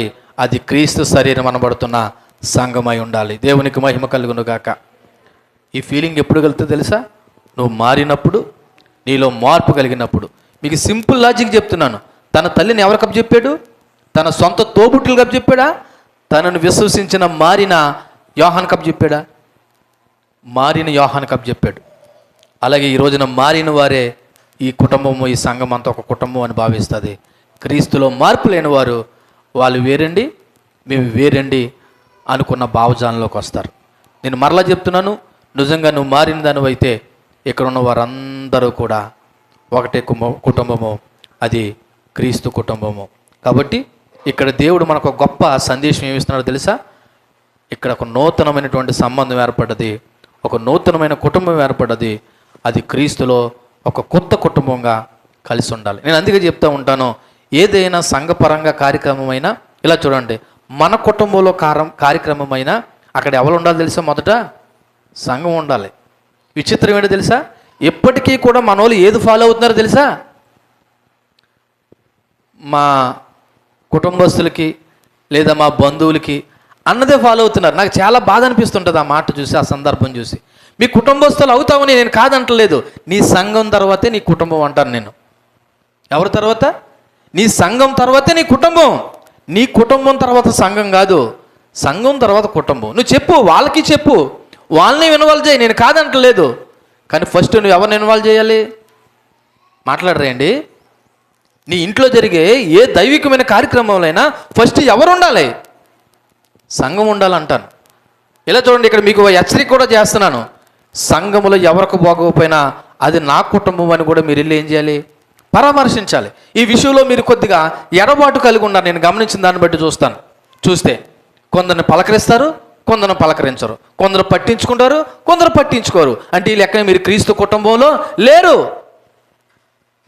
క్రీస్తు కుటుంబం అయితే మనమందరము ఒక క్రీస్తులో ఒక కుటుంబం అని నమ్మి ఏం చేయాలా? ముందు సంఘానికి ప్రయారిటీ ఇవ్వాలండి, సంఘంలో ఉన్న వ్యక్తులకు ప్రయారిటీ ఇవ్వాలండి, సంఘాన్ని కలుపుకొని పోవాలండి. సంఘం తర్వాత నీ బంధువులండి. అలాగని మీ బంధువులు విడిచిపెట్టమని నేను చెప్పట్లేదండి. ఫస్ట్ ఎవరండి నీ దృష్టిలో? సంఘం, క్రీస్తులో కట్టబడిన కొత్త కుటుంబం. కాబట్టి దేవుడు ఇక్కడ కొత్త సంబంధాన్ని ఏర్పాటు చేశాడు. ఆ సంబంధమే మన సంఘం అనే విషయాన్ని మీరు జ్ఞాపకం చేసుకోండి. ఇక్కడ బాధలు కష్టాలు వచ్చినప్పుడు తల్లిదండ్రులు కుటుంబ సభ్యుల గురించి ఆలోచించాలి. యేసులాగా కుటుంబానికి ప్రాధాన్యత ఇవ్వాలి. సంఘంలో సంబంధాలు పెంచుకోవాలి. ఒకరినొకరు ఆదరించుకోవాలి, సహాయపడాలి. ఒకరు మరి హెచ్చరించుకోవాలి. అంతేకాదు దేవుని ప్రేమను కూడా సంఘంలో ఏం చేయాలంటే మరి ప్రతిబింబింపు చేయాలి. దేవుని యొక్క సంరక్షణ మనందరికీ కావాలి. కాబట్టి ఈ 3వ వచనం ద్వారా దేవుడికి మనకు నేర్పుతున్న ఒక కొత్త నూతనమైన మాట ఏంటో తెలుసా? మనం అందరూ క్రీస్తు కుటుంబం. కాబట్టి ఎవరు కూడా ఒకరినొకరు ఏం చేసుకోవద్దు, ఎడబాటు చేసుకోవద్దు. ఒక కుటుంబంలో అందరూ ఎలాగైతే కలిసి నా కుటుంబం అనుకుంటారో, ఇక్కడున్న సంఘంలో ఉన్న ప్రతి కుటుంబం కూడా ఒకటే కుటుంబము. ఆ ఫీలింగ్ ఎప్పుడు కలుగుతుందో తెలుసా? మీరు మారితేనే. ఏం చెప్తానండి? మీరు మారితేనే. నేను ఏదైనా ఒక ఆపర్చునిటీ వచ్చిందనుకో, ఫస్ట్నే మన సంఘంలో ఎవరైనా ఆలోచన చేస్తాను. ఒకవేళ ఎక్కడైనా ఒక క్వాలిఫికేషన్ సంబంధించి ఒక వేకెన్సీ ఏదైనా ఉందనుకో, ఫస్ట్నే మన సంఘంలో బిడ్డలకు చెప్పాలని ఆలోచన చేస్తాను. ఎందుకో తెలుసా? మీరు బాగుంటే చెప్పండి, నేను బాగున్నట్టే. సో మీరు బాగుండాలని నేను ఎందుకు అనుకుంటానంటే, మీరందరూ మనం అందరం కలిసి ఒకటే కుటుంబం కాబట్టి ఈ ఫీలింగ్ మనకి ఎప్పుడు రాపుతుందో తెలుసా? మీరు ప్రభువులో మారు మనసు పొందితేనే, మీరు రక్షింపబడితేనే, మీరు ప్రభువులో విశ్వాసం ఉంచితేనే ఈ సంఘాన్ని కూడా ఒక కుటుంబం కింద భావిస్తారు. క్రీస్తులో నమ్మకం లేని వాళ్ళు, లోక సంబంధంగా వ్యవహరించేవారు మీ కార్యక్రమాల్లో కూడా లోక సంబంధంగానే వ్యవహరిస్తారు. మీ ఇంటి పేరుల్ని, మీ కులం వాళ్ళని, లేదా మీ మతం వాళ్ళని వాళ్ళని పిలుచుకుంటారు, సంఘాన్ని పిలవరు. కానీ సంఘమైన కుటుంబం అనుకున్న వాళ్ళు అవసరమైతే నా కులవోలు, నా మతమోలు, లేకపోతే నా జాతోలు లేకపోయినా పర్లేదు, నా సంఘం ఉండాలనుకుంటారు. ఇది దేవుడికి సంఘానికి ఇచ్చేటువంటి ఒక నూతన నిర్వచనం. అంతేకాదు సంఘంలో మనం అందరూ ఒక నూతన కుటుంబం. ఇటువంటి ఏకైక కుటుంబంగా సంఘం ఉండాలని దేవుడు అప్పుడు దాకా సంబంధం లేనటువంటి మరియను, యోహాన్ని ఒక నూతన కుటుంబంగా ఏర్పరిచినట్టు ఈ రోజున ఇంకా ఒకవేళ మనం అందరం ఎక్కడోళ్ళం కాబట్టి సరిపోయింది, కానీ కొన్ని ప్రాంతాలలో కొన్ని చోట్ల ఎక్కడి నుంచో, ఏ కులం నుంచో, ఏ జాతి నుంచో, లేకపోతే ఏ ప్రాంతం నుంచో వస్తారో వాళ్ళందరూ కూడా ఒక సంఘం, ఒక కుటుంబం కింద ఉండాలి. కానీ విచిత్రం ఏంటి తెలుసా? అందరూ ఎక్కడోళ్ళైనా అందరూ రకంగా చెప్పాలంటే బీరకాయ పీస్ అంత సంబంధం ఉన్నా ఒకరికి పడలేని పరిస్థితి. కారణం ఏంటో తెలుసా? నువ్వు మారలేదు. మగమాట లేకుండా చెప్తాను, మారలేదు. మార్పు చెందితే నువ్వు సంఘాన్ని ఎలాగ భావిస్తావు తెలుసా? కుటుంబంగా భావిస్తావు. అటువంటి కృప దేవుడు మనందరికీ ఇచ్చునుగాక. ఈ మాటను బట్టి కూడా మనము చిన్న ప్రార్థన చేద్దాం. మీలో ఎవరైనా ప్రార్థన చేయాలనుకున్న వారు ప్రార్థన చేయండి. దేవునికి మహిమ కలుగునుగాక. మనము 4వ మాటను కూడా ధ్యానం చేద్దాము.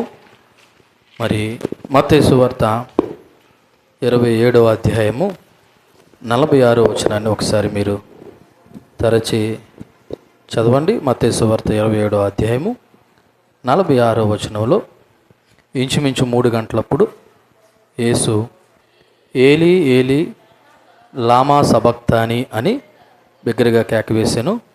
ఆ మాటకు నా దేవా నా దేవా నన్నెందుకు చెయ్యి విడిచితువు అని అర్థము. సో ఈ 4వ మాట దేవుని యొక్క వేదనలో నుండి బయటకు వచ్చినటువంటి మాట. ఇంచుమించు సుమారు 3 గంటలప్పుడు ఆయన ఏలీ ఏలీ లామా సబక్తాని మరి పిలవగా, ఆ మాటకి మన వాడుక భాషలో అర్థం ఏంటంటే నా దేవా నా దేవా నన్ను ఎందుకు మరి విడిచిపెట్టితివి అనేటువంటిది. ఇక్కడ సందర్భాన్ని గుర్తు చేసుకుంటే యేసు సిలువ మీద ఉన్నప్పుడు, మరలా చెప్తున్నాను, మధ్యాహ్నం 12 గంటల నుండి 3 గంటలు అంటే భూమి మీద కట్టిక చీకటి ఏర్పడ్డదంట. సో ఈ చీకటి దేవుని యొక్క తీర్పు మరియు పాపానికి సాదృశ్యంగా ఉంది. ఆ సమయంలో ప్రభువులు వారు పెద్ద కేక వేశారంట. కేక వేస్తే మరి చుట్టూ ఉన్న జనం ఆయన్ని ఎగతాళి చేస్తున్నారు, దూషిస్తున్నారు. యేసు శారీరక బాధలు, ఎందుకంటే అప్పటికి ఆయన్ని కొట్టారు, కొరడాలతో కొట్టారు, మేకులతో సిలువ వేశారు, శరీరం నిండా దెబ్బలు. ఈ శారీరక బాధ కంటే ఆధ్యాత్మిక బాధ ఎక్కువైపోయింది ఆయనకి. ఏంటి తెలుసా ఆధ్యాత్మిక బాధ? ప్రభువు తన చెయ్యిని విడిచిపెట్టాడు. నిజానికి శారీరక బాధ వల్ల ప్రభువుకి పెద్ద ఇబ్బంది లేదు. అంత ఇబ్బంది పడేలా ఉంటే అసలు ఆయన మరణానికి అప్పగించుకోడు.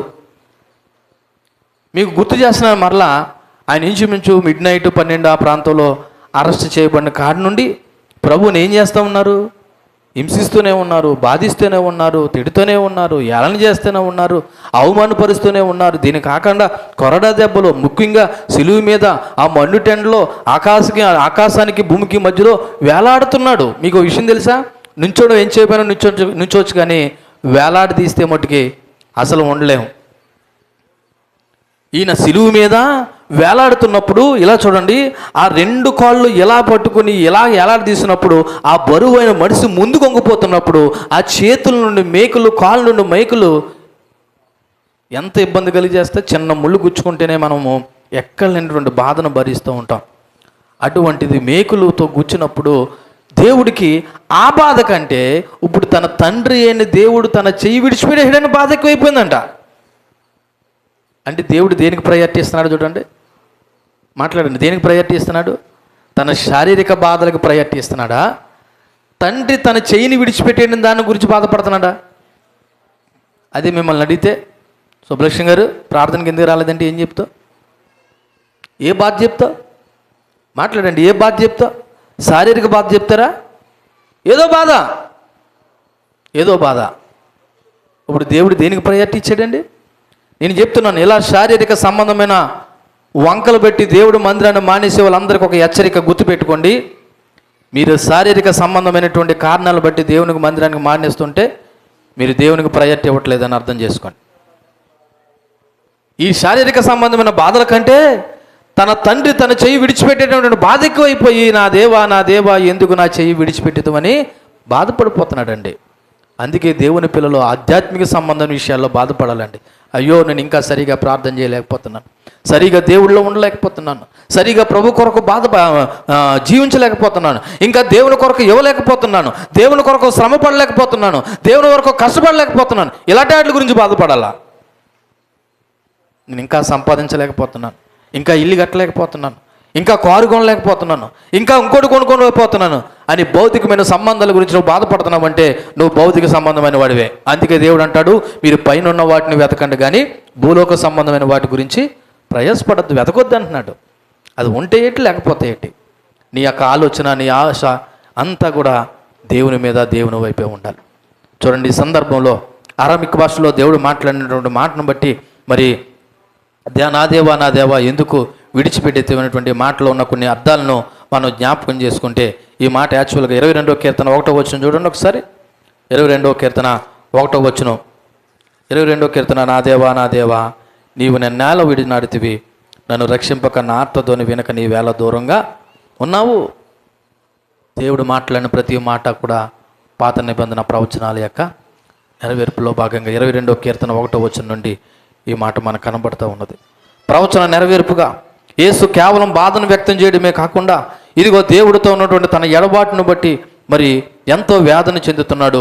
దేవుడు తన చేయి విడిచిపెట్టడం బట్టి యేసు జీవితంలో ఎప్పుడు కూడా తండ్రి తన చేయిని విడిచిపెట్టలేదు. యేసు జీవితంలో తండ్రి కుమారుడైన క్రీస్తుని ఎప్పుడు కూడా ఏం చేయలేదు, తన చెయ్యిని విడిచిపెట్టలేదు. పరమందు విడిచిపెట్టలేదు, భూమి మీద కూడా విడిచిపెట్టలేదు. ఫస్ట్ టైం సిలువ మీద ఉండగా ప్రభువు తండ్రి అయిన దేవుడు తన కుమారుడు అయిన చేతిని, లేదా చేతిని అంటే ఇక్కడ చెయ్యని కదా అర్థం, ఆయనతో ఉన్న సంబంధం కట్ అయిపోయింది. అది ఆయన తట్టుకోలేకపోయాడు. ఎవరు తట్టుకోలేకపోయాడు? కుమారుడు అయిన క్రీస్తు తండ్రితో ఉన్న సంబంధాన్ని తట్టుకోలేకపోయాడు.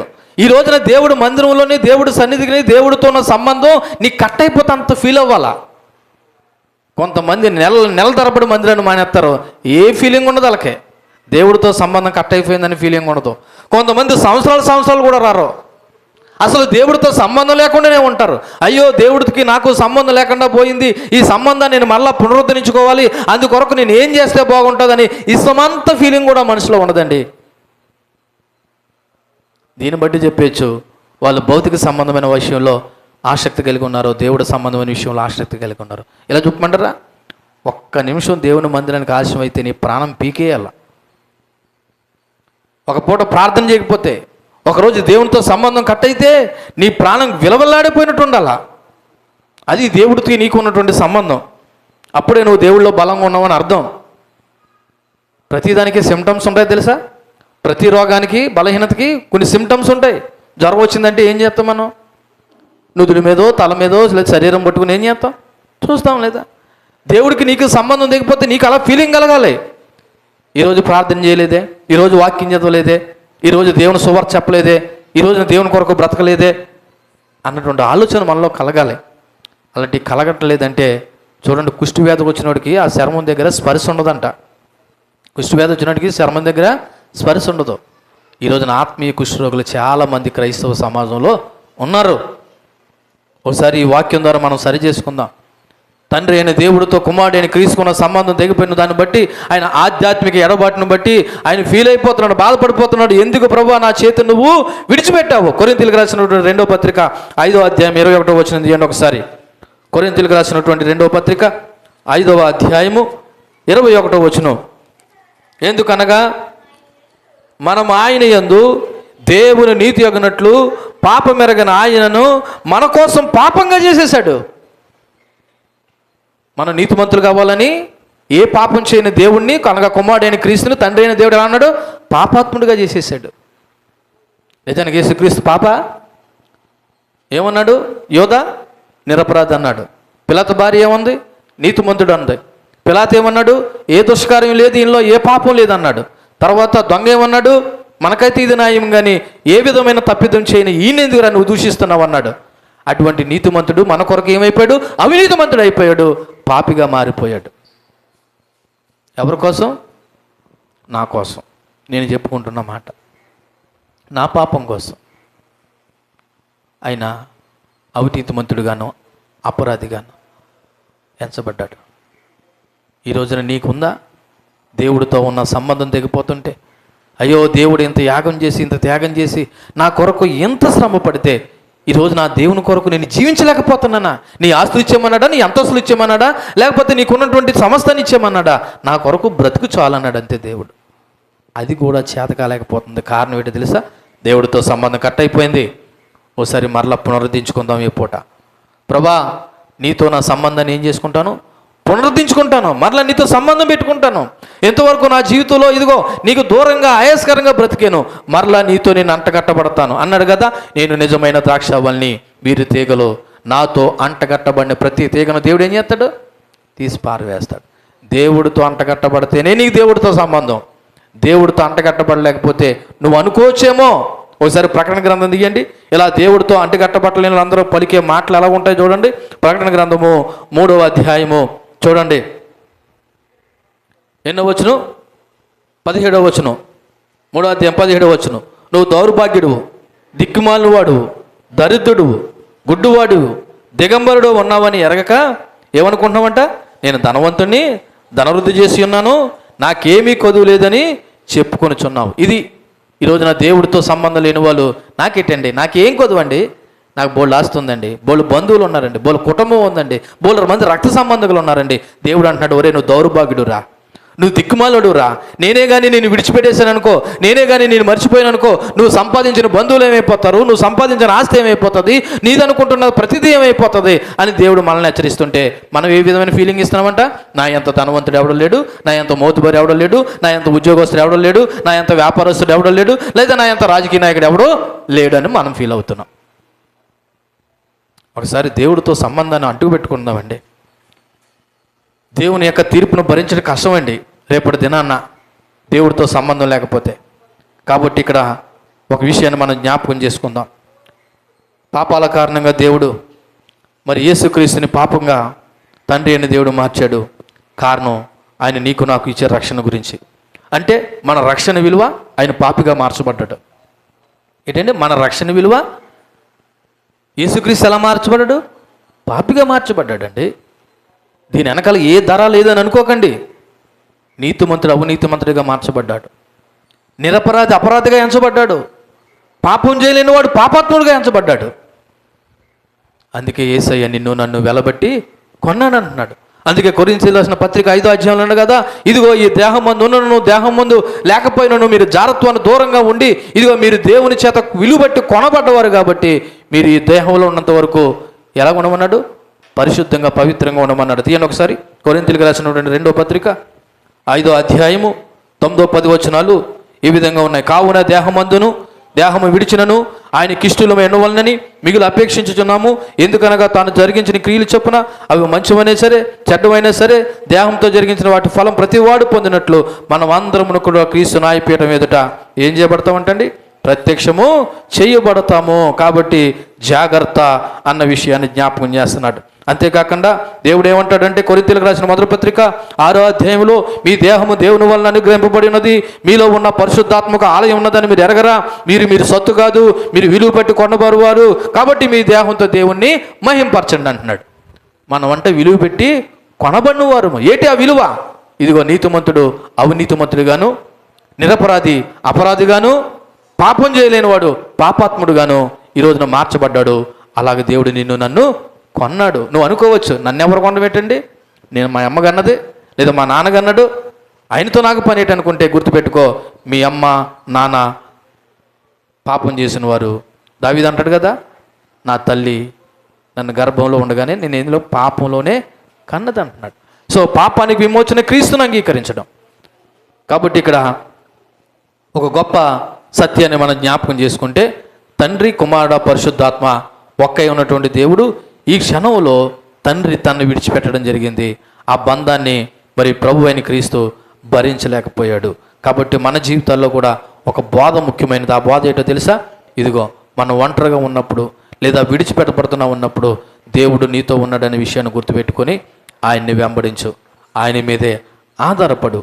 ఇక్కడ విశ్వాసము నమ్మకం చాలా ముఖ్యమైనది.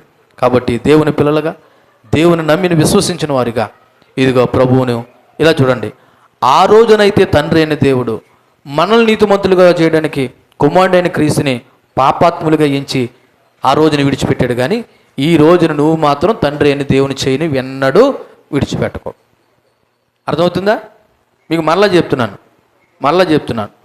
దేవుడు ఎప్పుడు కూడా ఇలా చూడండి, దేవుడు చేయని ఎప్పుడు కూడా నువ్వు పట్టుకొని ఉండాలి. ఏం చేయాలి? నువ్వు పట్టుకొని ఉండాలి. నువ్వు పట్టుకొని ఉంటే అయినా కూడా ఏం చేస్తాడు? పట్టుకొని ఉంటాడు. ఇప్పుడు నేను విడిచిపెట్టేశాను. ఏం చేశాను? విడిచిపెట్టేశాను. అది నీ చాయిస్. కానీ నువ్వు పట్టుకొని ఉంటే మట్టుకు ఆయన ఏం చేస్తాడు? పట్టుకొని ఉంటాడు. నువ్వు విడిచిపెడితే మట్టుకి ఆయన ఏం చేయలేడు. ఎందుకో తెలుసా? ఫ్రీ విల్ ఇచ్చాడు, స్వేచ్ఛ ఇచ్చాడు. మనకి ఏమిచ్చాడు? స్వేచ్ఛ ఇచ్చాడు. కాబట్టి దేవుడి స్వేచ్ఛ ఇచ్చాడని చెప్పేసి మీ ఇష్టానుసారంగా బ్రతకొద్దనే విషయం మనం గలతీయులకు రాసిన పత్రికలో మనం ధ్యానం చేసాం కదా. గలతీయులకు రాసిన పత్రిక 5వ అధ్యాయంలో ఈ మాటను మనం గుర్తు చేసుకున్నాం. ఏమని గుర్తు చేసుకున్నాం? 13వ వచనంలో, సహోదరులారా మీరు స్వతంత్రులుగా ఉండడానికి పిలువబడ్డారు. అయితే ఒక మాట, ఆ స్వాతంత్రాన్ని శరీర క్రియలు హేతువు చేసుకొనక ప్రేమ కలిగిన వారే ఒకరినొకడు ఏమై ఉండండి.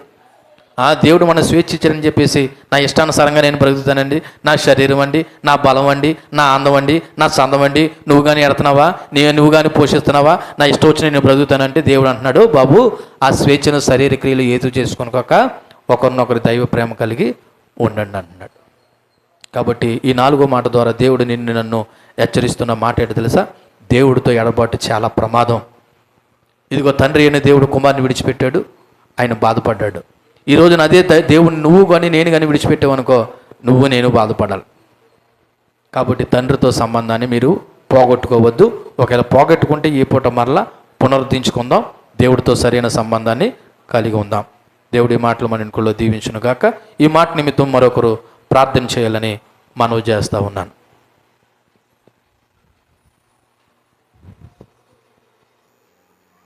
మనం 5వ మాట ధ్యానం చేద్దాము. ప్రభు అని యేసు శిలువ మీద ఉండగా పలికినటువంటి 5వ మాట మనము యోహాను సువార్త 19వ అధ్యాయము 28వ వచనాన్ని మనం చదువుదాము. యోహాను సువార్త 19వ అధ్యాయము 28వ వచనం. అటు తర్వాత సమస్తమును అప్పటికి సమాప్తమైనదని యేసు ఎరిగి లేఖనము నెరవేరినట్లు నేను దప్పికొనుచున్నాను. సో ఈ మాట కూడా మనం ఆలోచన చేసినప్పుడు ప్రతిదీ కూడా దేవుడి యొక్క లేఖన నెరవేర్పుగా యేసు ప్రభు శిలువ మీద పలికినటువంటి 7 మాటల్లో 5వది. చూడండి, ఇంచుమించు యేసు ప్రభుని ఉదయం 9 గంటల నుండి మధ్యాహ్నం 3 గంటల వరకు ఆయన ఎక్కడ ఉన్నాడంటే శిలువ మీదే ఉన్నాడు. పైగా అది ఎండ. సో శారీరక బాధల చేత హింసింపబడి మేకులతో సిలువ వేయబడి ఆ యొక్క సిలువ మీద ఉన్నటువంటి వ్యక్తికి ఒక మానవ స్వభావం కలిగిన వాడిగా దాహం అనేది ఆటోమేటిక్గా వేస్తుంది. కొరడా దెబ్బలు కొట్టారు, మేకులు కొట్టారు, ముళ్ళ కిరీటం పెట్టారు, రక్తం అంతా బాడీలో ఉన్న రక్తం అంతా ఏమైపోయింది, కారిపోయింది, శరీరం డిహైడ్రేషన్ అయిపోయింది. అంటే శరీరంలో ఉండవలసిన నీటి శాతం తక్కువైపోయింది, శ్వాస తీసుకోవడం కష్టమైపోతుంది, మరి జ్వరం వంటి లక్షణాలు తీవ్రంగా తనకు వచ్చేసినట్టుగా ఉన్నాయి. కాబట్టి మరి ఆయన దాహము అనేటువంటి ఒక సందర్భాన్ని ఇక్కడ జ్ఞాపకం చేస్తూ అక్కడ కూడా ఆ మాట మరి లేఖనములు నెరవేరినట్లు నేను దప్పికొనిచున్నానటువంటి మాట అక్కడ రాయబడి ఉంది. ఇక్కడ కొన్ని మాటలు జ్ఞాపకం చేసుకుంటే ఫస్ట్ ఆయన శారీరకంగా బాధపడ్డాడు. యేసు నిజంగానే దాహం వేసింది. ఎందుకంటే మనకు తెలుసు ఆయన శరీరంలో రక్తము పోయింది, మరి వాటర్ కూడా ఎండ వల్ల మరి తన శరీరంలో ఉన్న నీరు కూడా అయిపోయింది. కాబట్టి శరీరంతో బాధపడుతున్నాడు కాబట్టి ఆయన మన బాధలను అర్థం చేసుకుని మనల్ని కూడా అర్థం చేసుకుంటాడు అనే విషయం జ్ఞాపకం చేసుకోవాలి. ఎందుకంటే దేవునికి తెలియనటువంటి శారీరకమైన బాధలు ఏమీ లేవంట. దేవుడి దగ్గర పట్టుకెళ్ళి ఈ సమయంలో ఈ బాధను ఏదైనా చెప్తే ఆయన తీర్చలేమేమో అన్న అనుమానం నీకు రావసరం లేదు. ఎందుకంటే ఒకసారి మనం ఎబ్రీలు రాసిన పత్రిక 2వ అధ్యాయం తీయండి ఒకసారి. ఎబ్రీలు రాసిన పత్రిక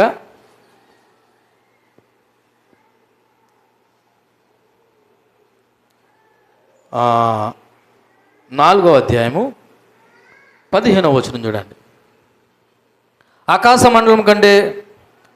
మండలం గుండా వీళ్ళని దేవుని కుమారుడైన యేసు అని గొప్ప ప్రధాన యాజకుడు మనకున్నాడు గనక మనం ఒప్పుకున్న దాన్ని గట్టిగా చెప్పుద్దాము.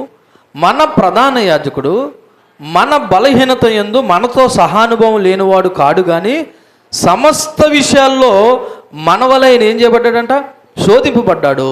ఆయన పాపం లేనివాడుగా ఉన్నాడు. అంటే శోధింపబడిన జరి ఎలా ఉన్నాడంట, పాపం లేనివాడుగా ఉన్నాడు. ఆయన సమస్త బలహీనతలోనే ఆయనకి ఎక్స్పీరియన్స్ ఉందంట. ఇలా చూడండి, ఒకవేళ కిడ్నీ బాధ ఎలాగుంటుంది, కిడ్నీ రాళ్ళు ఉన్న నొప్పి ఎలాగుంటుందని నన్ను అడిగితే నేను చెప్పగలను. ఎందుకని, నేను అనుభవించాను. అది ఒకటి మాత్రమే చెప్పగలను. కానీ యేసు ప్రభు దగ్గరికి ఎట్టుకెళ్ళి నువ్వు ఏ బాధ చెప్పినా ఆయనకి తెలుసు ఆ శారీరక బాధ ఏటో. సో దేవుడు శారీరక బాధలు ఆయన అనుభవించింది ఎందుకో తెలుసా, నీ కొరకు నా కొరకు. బాబు ఆ బాధ ఎక్స్పీరియన్స్ ఎలా ఉంటుందో నాకు తెలుసు కాబట్టి నేను నిన్ను అర్థం చేసుకుంటాను, నేను నీకు సహాయము చేస్తాను అంటాడు.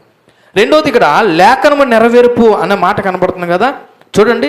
69వ కీర్తన 21వ వచనం చదువుదాం. 69వ కీర్తన 21వ వచనం. వారి చేతును నాకు ఆహారంగా పెట్టిరి, నాకు దప్పి అయినప్పుడు చిరకను త్రాగనిచ్చిరి అన్న లేఖనం యొక్క నెరవేర్పుగా ఈ మాట పలకడం జరిగింది.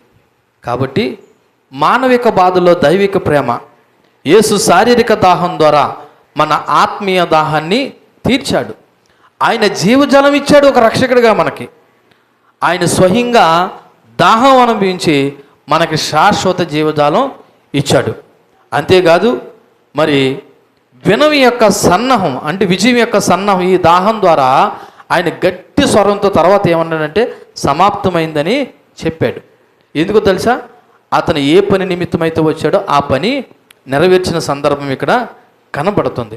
దేవునికి ఆత్మీయ దాహము అనగా యేసు దగ్గరికి వచ్చి జీవజలం తాగండి, అది ఎప్పటికీ కూడా మన దాహాన్ని, శారీరక దాహాన్ని తీర్చగలదని చెప్తాడు.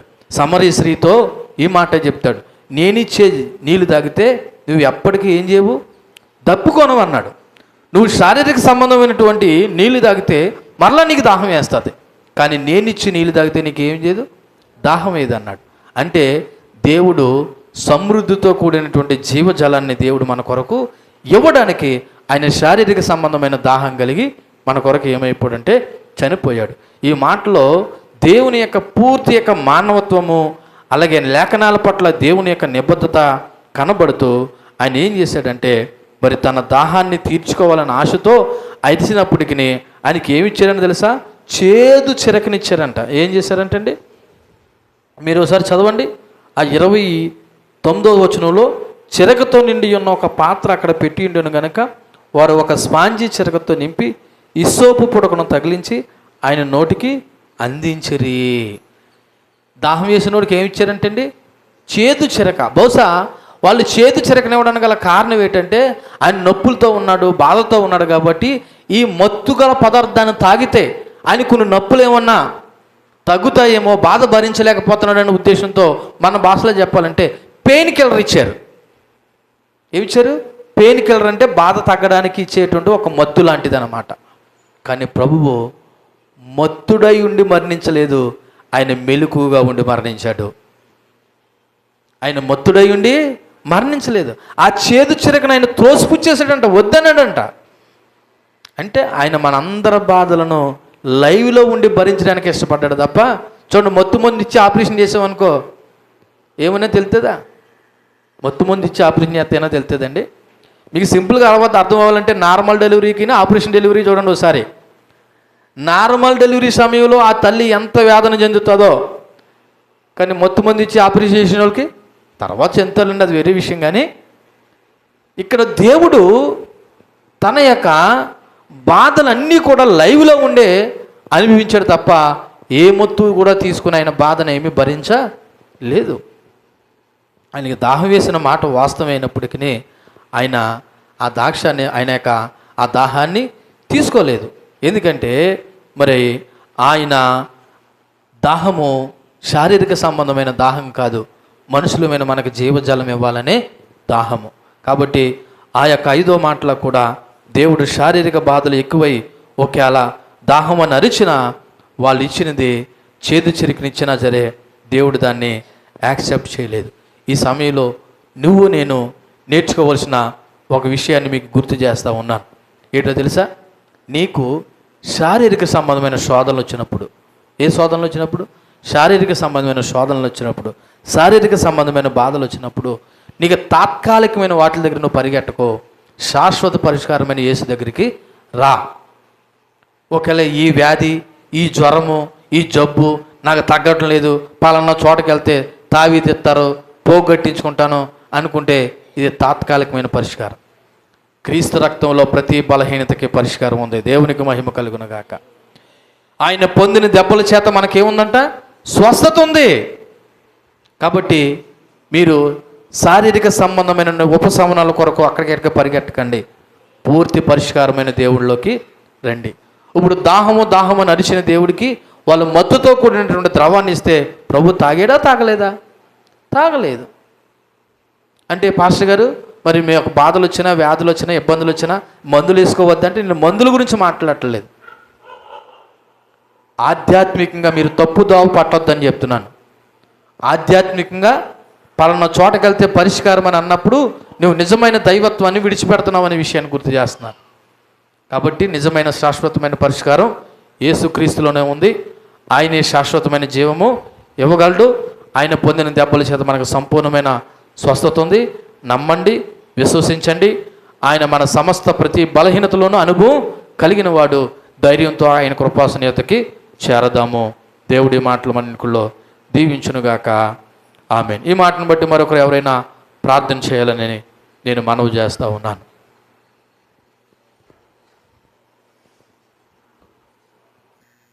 ప్రభువారు సిలువలో పలికినటువంటి 6వ మాట, యోహాను సువార్త 19వ అధ్యాయము 30వ వచనంలో పలికినటువంటి మాట, యేసు ఆ చిరకను పుచ్చుకొని సమాప్తమైనదని చెప్పి తల వంచి ఆత్మను అప్పగించను.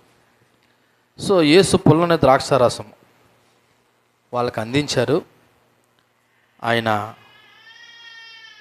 సమాప్తమైందని చెప్పి తల వంచి ఏం చేశాడంట? ఆత్మను అప్పగించాడు. ప్రభువారు సిలువలో పలికినటువంటి 6 గంటల బాధలో ఆయన మొదటగా మనల్ని క్షమించాడు, రెండవదిగా రక్షణ ఇచ్చాడు, మూడవదిగా కొత్త కుటుంబాన్ని తల్లి శిష్యుల మధ్య ఏర్పాటు చేశాడు, నాలుగవదిగా తన తండ్రి చేయి విడిచిపెట్టిన బట్టి ఆవేదన చెందాడు, ఐదవదిగా దాహమని అన్నాడు, తర్వాత సమాప్తమైందని చెప్పి తల వంచి ఆత్మను అప్పగించాడు. నిజానికి సమాప్తమైనది. అక్కడ శారీరక సంబంధమైన మరణమవుతున్న దేవుడు స్వచ్ఛందంగా తన ప్రాణాన్ని విడిచిపెట్టాడు. దేవుడు స్వచ్ఛందంగా తన ప్రాణాన్ని విడిచిపెట్టాడు. ఇలా చూడండి, ఎవరైనా స్వచ్ఛందంగా ప్రాణాన్ని తీసుకుంటే అది ఆత్మహత్య. దేవుడు స్వచ్ఛందంగా మన కొరకు ప్రాణం పెట్టడం మనకి రక్షణ. ఎందుకు తెలుసా? ఎందుకంటే ఆయన అంటాడు, నా ప్రాణాన్ని ఎవరు తీయట్లేదు, నేనే నా ప్రాణాన్ని పెడుతున్నాను అంటున్నాడు. ఆయన ప్రాణాన్ని ఎవరూ తీయలేదు, ఆయనే తన ప్రాణాన్ని పెట్టాడు, మరలా తిరిగి తెచ్చుకున్నాడు. దేవుడికి ఉండే లక్షణం ఏంటో తెలుసా? దేవునికి జనన మరణాలు ఉండవు. ఒకవేళ దేవుడికే జననము మరణం ఉంటే ఆయన దేవుడే కాదు. దేవుడికి జననము మరణం ఉంటే ఆయన ఎవరు కాదు? దేవుడు కాదు. దేవుడికి జనన మరణాలు ఉండవు. మరి చనిపోడు కదండి. జస్ట్ ఆయన చనిపోయింది తాత్కాలికంగా మాత్రమే. 3వ దినాన్న మరలా ఏం చేశాడు? తిరిగి లేచాడు. ఈ సందర్భంలో ఆయన సమాప్తమైనది అనేటువంటి మాటను ఒకసారి మనం జ్ఞాపకం చేసుకుంటే, వచ్చిన పని అయిందని అర్థం. ఏమండి? వచ్చిన పని అయినదని అర్థం. ఒకసారి మీరు యోహాను సువార్త 17వ అధ్యాయము 1వ వచనం చదివితే, యేసు ఈ మాటలు చెప్పి ఆకాశం వైపు కన్నులెత్తి ఇట్లా అన్నాడంట. సరే, ఎట్లా అన్నాడు అన్నది పక్కన ఉంచితే 3వ వచనం చదువుతున్నాను. లేదు, 4వ వచనం. చేయుటకు నువ్వు నాకు ఇచ్చిన పనిని నిన్ను సంపూర్ణంగా నెరవేర్చి భూమి మీద నిన్ను మహింపరిచాను. అది దేవుడి పని. అర్థమైందా? ఏమన్నాడు? చేయుటకు నువ్వు నాకు ఇచ్చిన పనిని సగం చేశాను అంటున్నాడా? అదే మనకు పని చెప్తే సగం చేస్తాం, కొన్నిసార్లు ఆ సగం కూడా చేయం. కానీ దేవుడు ఏ పర్పస్ నిమిత్తమైతే ఈ భూమి మీదకి వచ్చాడో ఆ పర్పస్ను టోటల్గా నెరవేర్చాడని చెప్తున్నాడు. మీకు విషయం తెలుసా? యేసుప్రభు పుట్టి 30 సంవత్సరాలు తల్లి లేదా తండ్రుల అధీనంలో ఉండి 3.5 సంవత్సరాలు సేవ చేసి చనిపోలేదనుకో, ఇప్పుడు ఆయన వచ్చిన పనిని పూర్తిగా చేయలేదని అర్థం. కాబట్టి రక్షణ పని పూర్తయింది. నేను మానవుడుగా ఈ లోకానికి ఏ ఉద్దేశంతో వచ్చానో ఆ ప్రణాళిక పూర్తయిందని చెప్పి సమాప్తమైందన్నాడు. అంటే ఒక రకంగా చెప్పాలంటే, అప్పు తీసుకున్నవాడు అప్పు తీర్చేస్తే కలిగే ఫీలింగ్ ఎంత ఉంటుందో మీకు తెలియాలి. అప్పులు ఉన్న వాళ్ళకి, అప్పు తీసుకున్నవాడు ఆ లక్షలు లేదా ఆ కోట్లు బాకీ తీర్చేస్తే వాడు కలుగుతుందండి ఆ రోజున ఆనందం. నేనే ధనవంతుడు అనుకుంటాడు. ఎందుకని? ఏ అప్పు లేనివాడు అసలైన ధనవంతుడు, డబ్బులు ఉన్నవాడు కాదు. అర్థమవుతుందా? సో దేవుడు కూడా మానవాళి మీద ఉన్న అప్పు అనబడుతున్న పాప రుణాన్ని తన మరణం ద్వారా తీర్చాడు. దేవునికి మహిమ కలుగును గాక. అందుకే కొలస్సీలు రాసిన పత్రిక 2వ అధ్యాయము 14వ వచనాన్ని ఒకసారి చదువుదాం. కొలస్సీలకు రాసిన పత్రిక 2వ అధ్యాయము 13వ వచనం లేదా 14వ వచనంలో చూస్తే, మరియు అపరాధముల వలనను శరీరమందు సున్నత పొందక ఉండటం వలనను మీరు మృతులై ఉండగా దేవుడు రాత రూపకమైన ఆజ్ఞ వలన మన మీద రుణంగాను మనకి విరోధంగాను ఉండిన పత్రాన్ని మేకులతో సిలువు కొట్టి దాని మీద చేరాతను తుడిచివేసి మనకు అడ్డంగా లేకుండా దాన్ని ఏం చేశాడంట? ఎత్తివేసి మన అపరాధాలు కొన్నిటిని, అలా ఉందా, మన అపరాధాలన్నిటినీ క్షమించి ఆయనతో కూడా మిమ్మలను జీవింపజేసెను. దేవునికి మహిమ కలుగును గాక. యేసు ప్రభు సిలువలో మన అందరి అపరాధాలు ఎన్ని ఉన్నాయో అన్నిటినీ కూడా ఒకేసారి సిలువ మరణం ద్వారా ఆ చేరాతను మేకులతో కొట్టి ఏం చేశాడంట? మన మీద ఉన్న ఆ పాపం అనే రుణభారాన్ని ఏం చేశాడంట? తీర్చివేశాడు. దేవునికి మహిమ కలుగును గాక. సమాప్తమైనది. ఒక రకంగా చెప్పాలంటే విజయం సాధించాడు. విక్టరీ. ఏం చేశాడు? విజయం సాధించాడు. దేని మీద విజయం? పాపం మీద విజయము, మరణం మీద విజయము. దేవుడు విజయపు కేకేశాడు. సాతాను, పాపం, మరణం మీద యేసుకి పూర్తి విజయము సాధించాడు. యేసుప్రభు అంటే ఈ మాట సమాప్తమైనది అని అనలేదంట. గట్టిగా కేకేసి చెప్పాడంట సాతానుగాడికి చెవులు గింగురుమనేలాగా. కారణం ఏంటో తెలుసా? ఆయన బలహీనతతో కాదు ఈ మాట చెప్తా, దైవిక శక్తితో చెప్పాడు. సాతానా, నీ ముళ్ళెక్కడా? మరణపు ముళ్ళుని నేనేం చేశాను? విరిచానని దైవాత్మ చేత గట్టిగా పలికినటువంటి మాట. కాబట్టి ఈ మాటతోనండి పాత నిబంధన ధర్మశాస్త్రము, బలులు, ప్రవచనాలు అన్నీ నెరవేర్చేశాడు. ఇంకా ఈ మాటతోతే పాత నిబంధన బలులు, ఇంకా బలులు అర్పించవలసిన పని లేదు. ధర్మశాస్త్రం సంబంధమైన ఆచారాలు ఏమైతే ఉన్నాయో అన్ని వాటితో పని లేదు. ప్రవచనాలన్నీ కూడా దేవుడు ఏం చేశాడంటే నెరవేర్చి ఇదే మాటతో కొత్త నిబంధన రక్షణ ప్రారంభించాడు. దేవునికి మహిమ కలుగును గాక. ఏ నిబంధన? కొత్త నిబంధన రక్షణ ప్రారంభించాడు. ఇక సమాప్తమైనదనే మాటలో ఇప్పుడు పాతవన్నీ గతించిపోయి ఇదిగో ఇప్పుడు కొత్తగా నూతనంగా ఆయన ప్రారంభించాడు.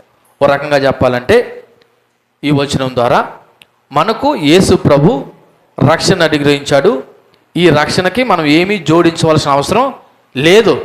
అంటే సిలువ మరణం ద్వారా దేవుడు మనకి ఏమి ఇచ్చాడు? రక్షణ ఇచ్చాడు.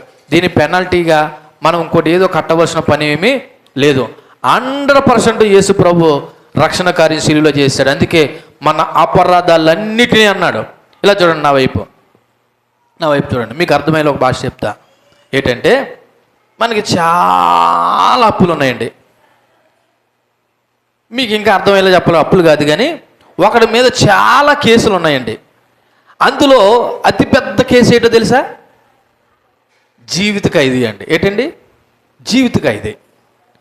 ఈ జీవిత ఖైదీతో పాటు ఇంకా చిన్న చిన్న కేసులు ఉన్నాయి. అవి 1 సంవత్సరం కేసు, 2 సంవత్సరాల కేసు, ఆ కేసులు అన్నమాట.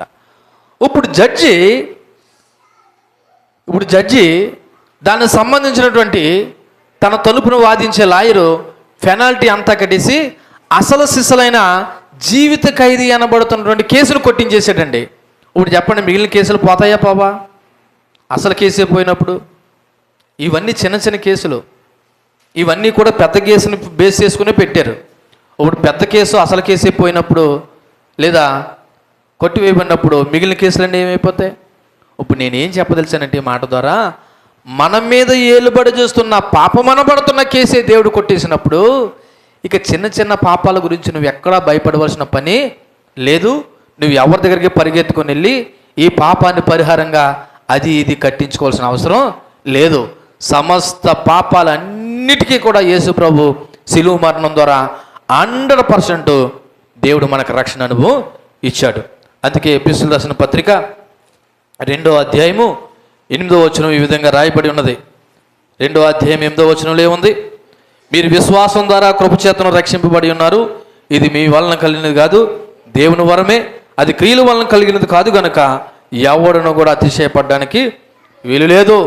ఎందుకంటే దేవుడు సమస్త మానవాళికి రక్షణ ఇచ్చాడు. ఎవడైనా నేను రక్షింపబడ్డాను, నేను మంచిగా ఉన్నాను, నేను బాగుపడ్డాను, నేను పాత అలవాట్లు మానేశాను, నేను మంచిగా ఉన్నానంటే అది నీ వల్ల కాదురా బాబు, అది కేవలం దేవుని యొక్క కృప వల్ల.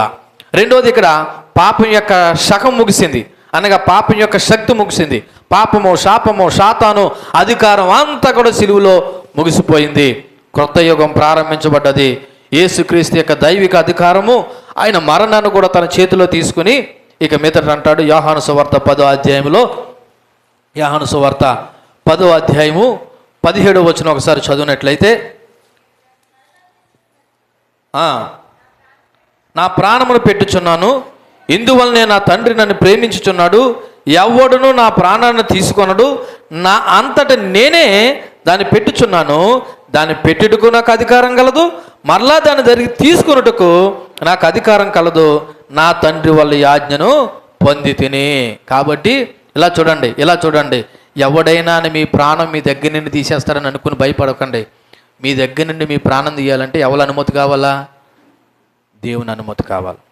దేవుడు అనుమతి లేకుండా ఎవడు కూడా మన ప్రాణాన్ని తీయలేడు. కాబట్టి మనము భయపడితే దేవునికి భయపడండి, పాపానికి దూరంగా ఉండండి. అంతే తప్ప నువ్వు చేసిన పాపం నిన్ను కృంగదీసినప్పుడు, నీకు భయం ఆందోళన కలిగజేసినప్పుడు, ఇదిగో యోధాలా కాకుండా పేతురులాగా దేవుణ్ణి ఆశ్రయించు. కాబట్టి ఈ మాట ద్వారా దేవుడు మనకి రక్షణని, విశ్రాంతినిచ్చి, పాపం మీద విజయాన్ని ఇచ్చి కృపలో నడిపించి ధైర్యం తెచ్చుకోమని చెప్తున్నాడు. ఏం చెప్తున్నాడు?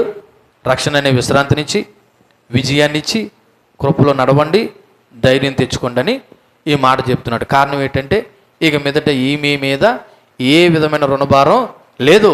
ఒక్క భాషలో చెప్పాలంటే మీ అప్పులన్నీ ఏం చేశాను? నేను తీర్చేశాను. మీరు ధైర్యంగా ఉండండి. అప్పులు తీర్చినోడి దగ్గర రండి. ఎవరు తీశారు మన అప్పులు? ఎవరు? ఏ అప్పులు? ఇంకా పాస్టర్ గారు 10 లక్షలు అలాగే ఉన్నాయి, అప్పులు తీర్చారంటారు ఏంటన్నా మీరు అనకండి. నేను మాట్లాడేది మనం తీసినటువంటి ఈ శారీరక సంబంధమైన అప్పులు కాదు. పాపం ద్వారా వచ్చిన ప్రతి రుణ భారాన్ని దేవుడు ఏం చేశాడు? తీర్చేశాడు. కాబట్టి మనం ధైర్యంగా ఉందాము, ఆయన కృపలో నడుద్దాము. దేవుడు ఈ మాట కూడా మన వినుకుల్లో దీవించి ఫలింపచేయనుగాక. ఆమేన్. ఈ మాట నిమిత్తం మరొకరు ప్రార్థన చేయండి.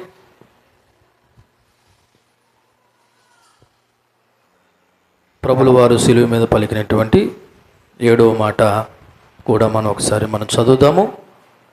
లూకా సువార్త 23వ అధ్యాయము 46వ వచనాన్ని ఒకసారి మనం చదివి 23వ అధ్యాయము 46వ వచనంలో, అప్పుడు యేసు గొప్ప శబ్దంతో కేక వేసి, తండ్రి, నీ చేతికి నా ఆత్మను అప్పగించుకొనిచున్నాను.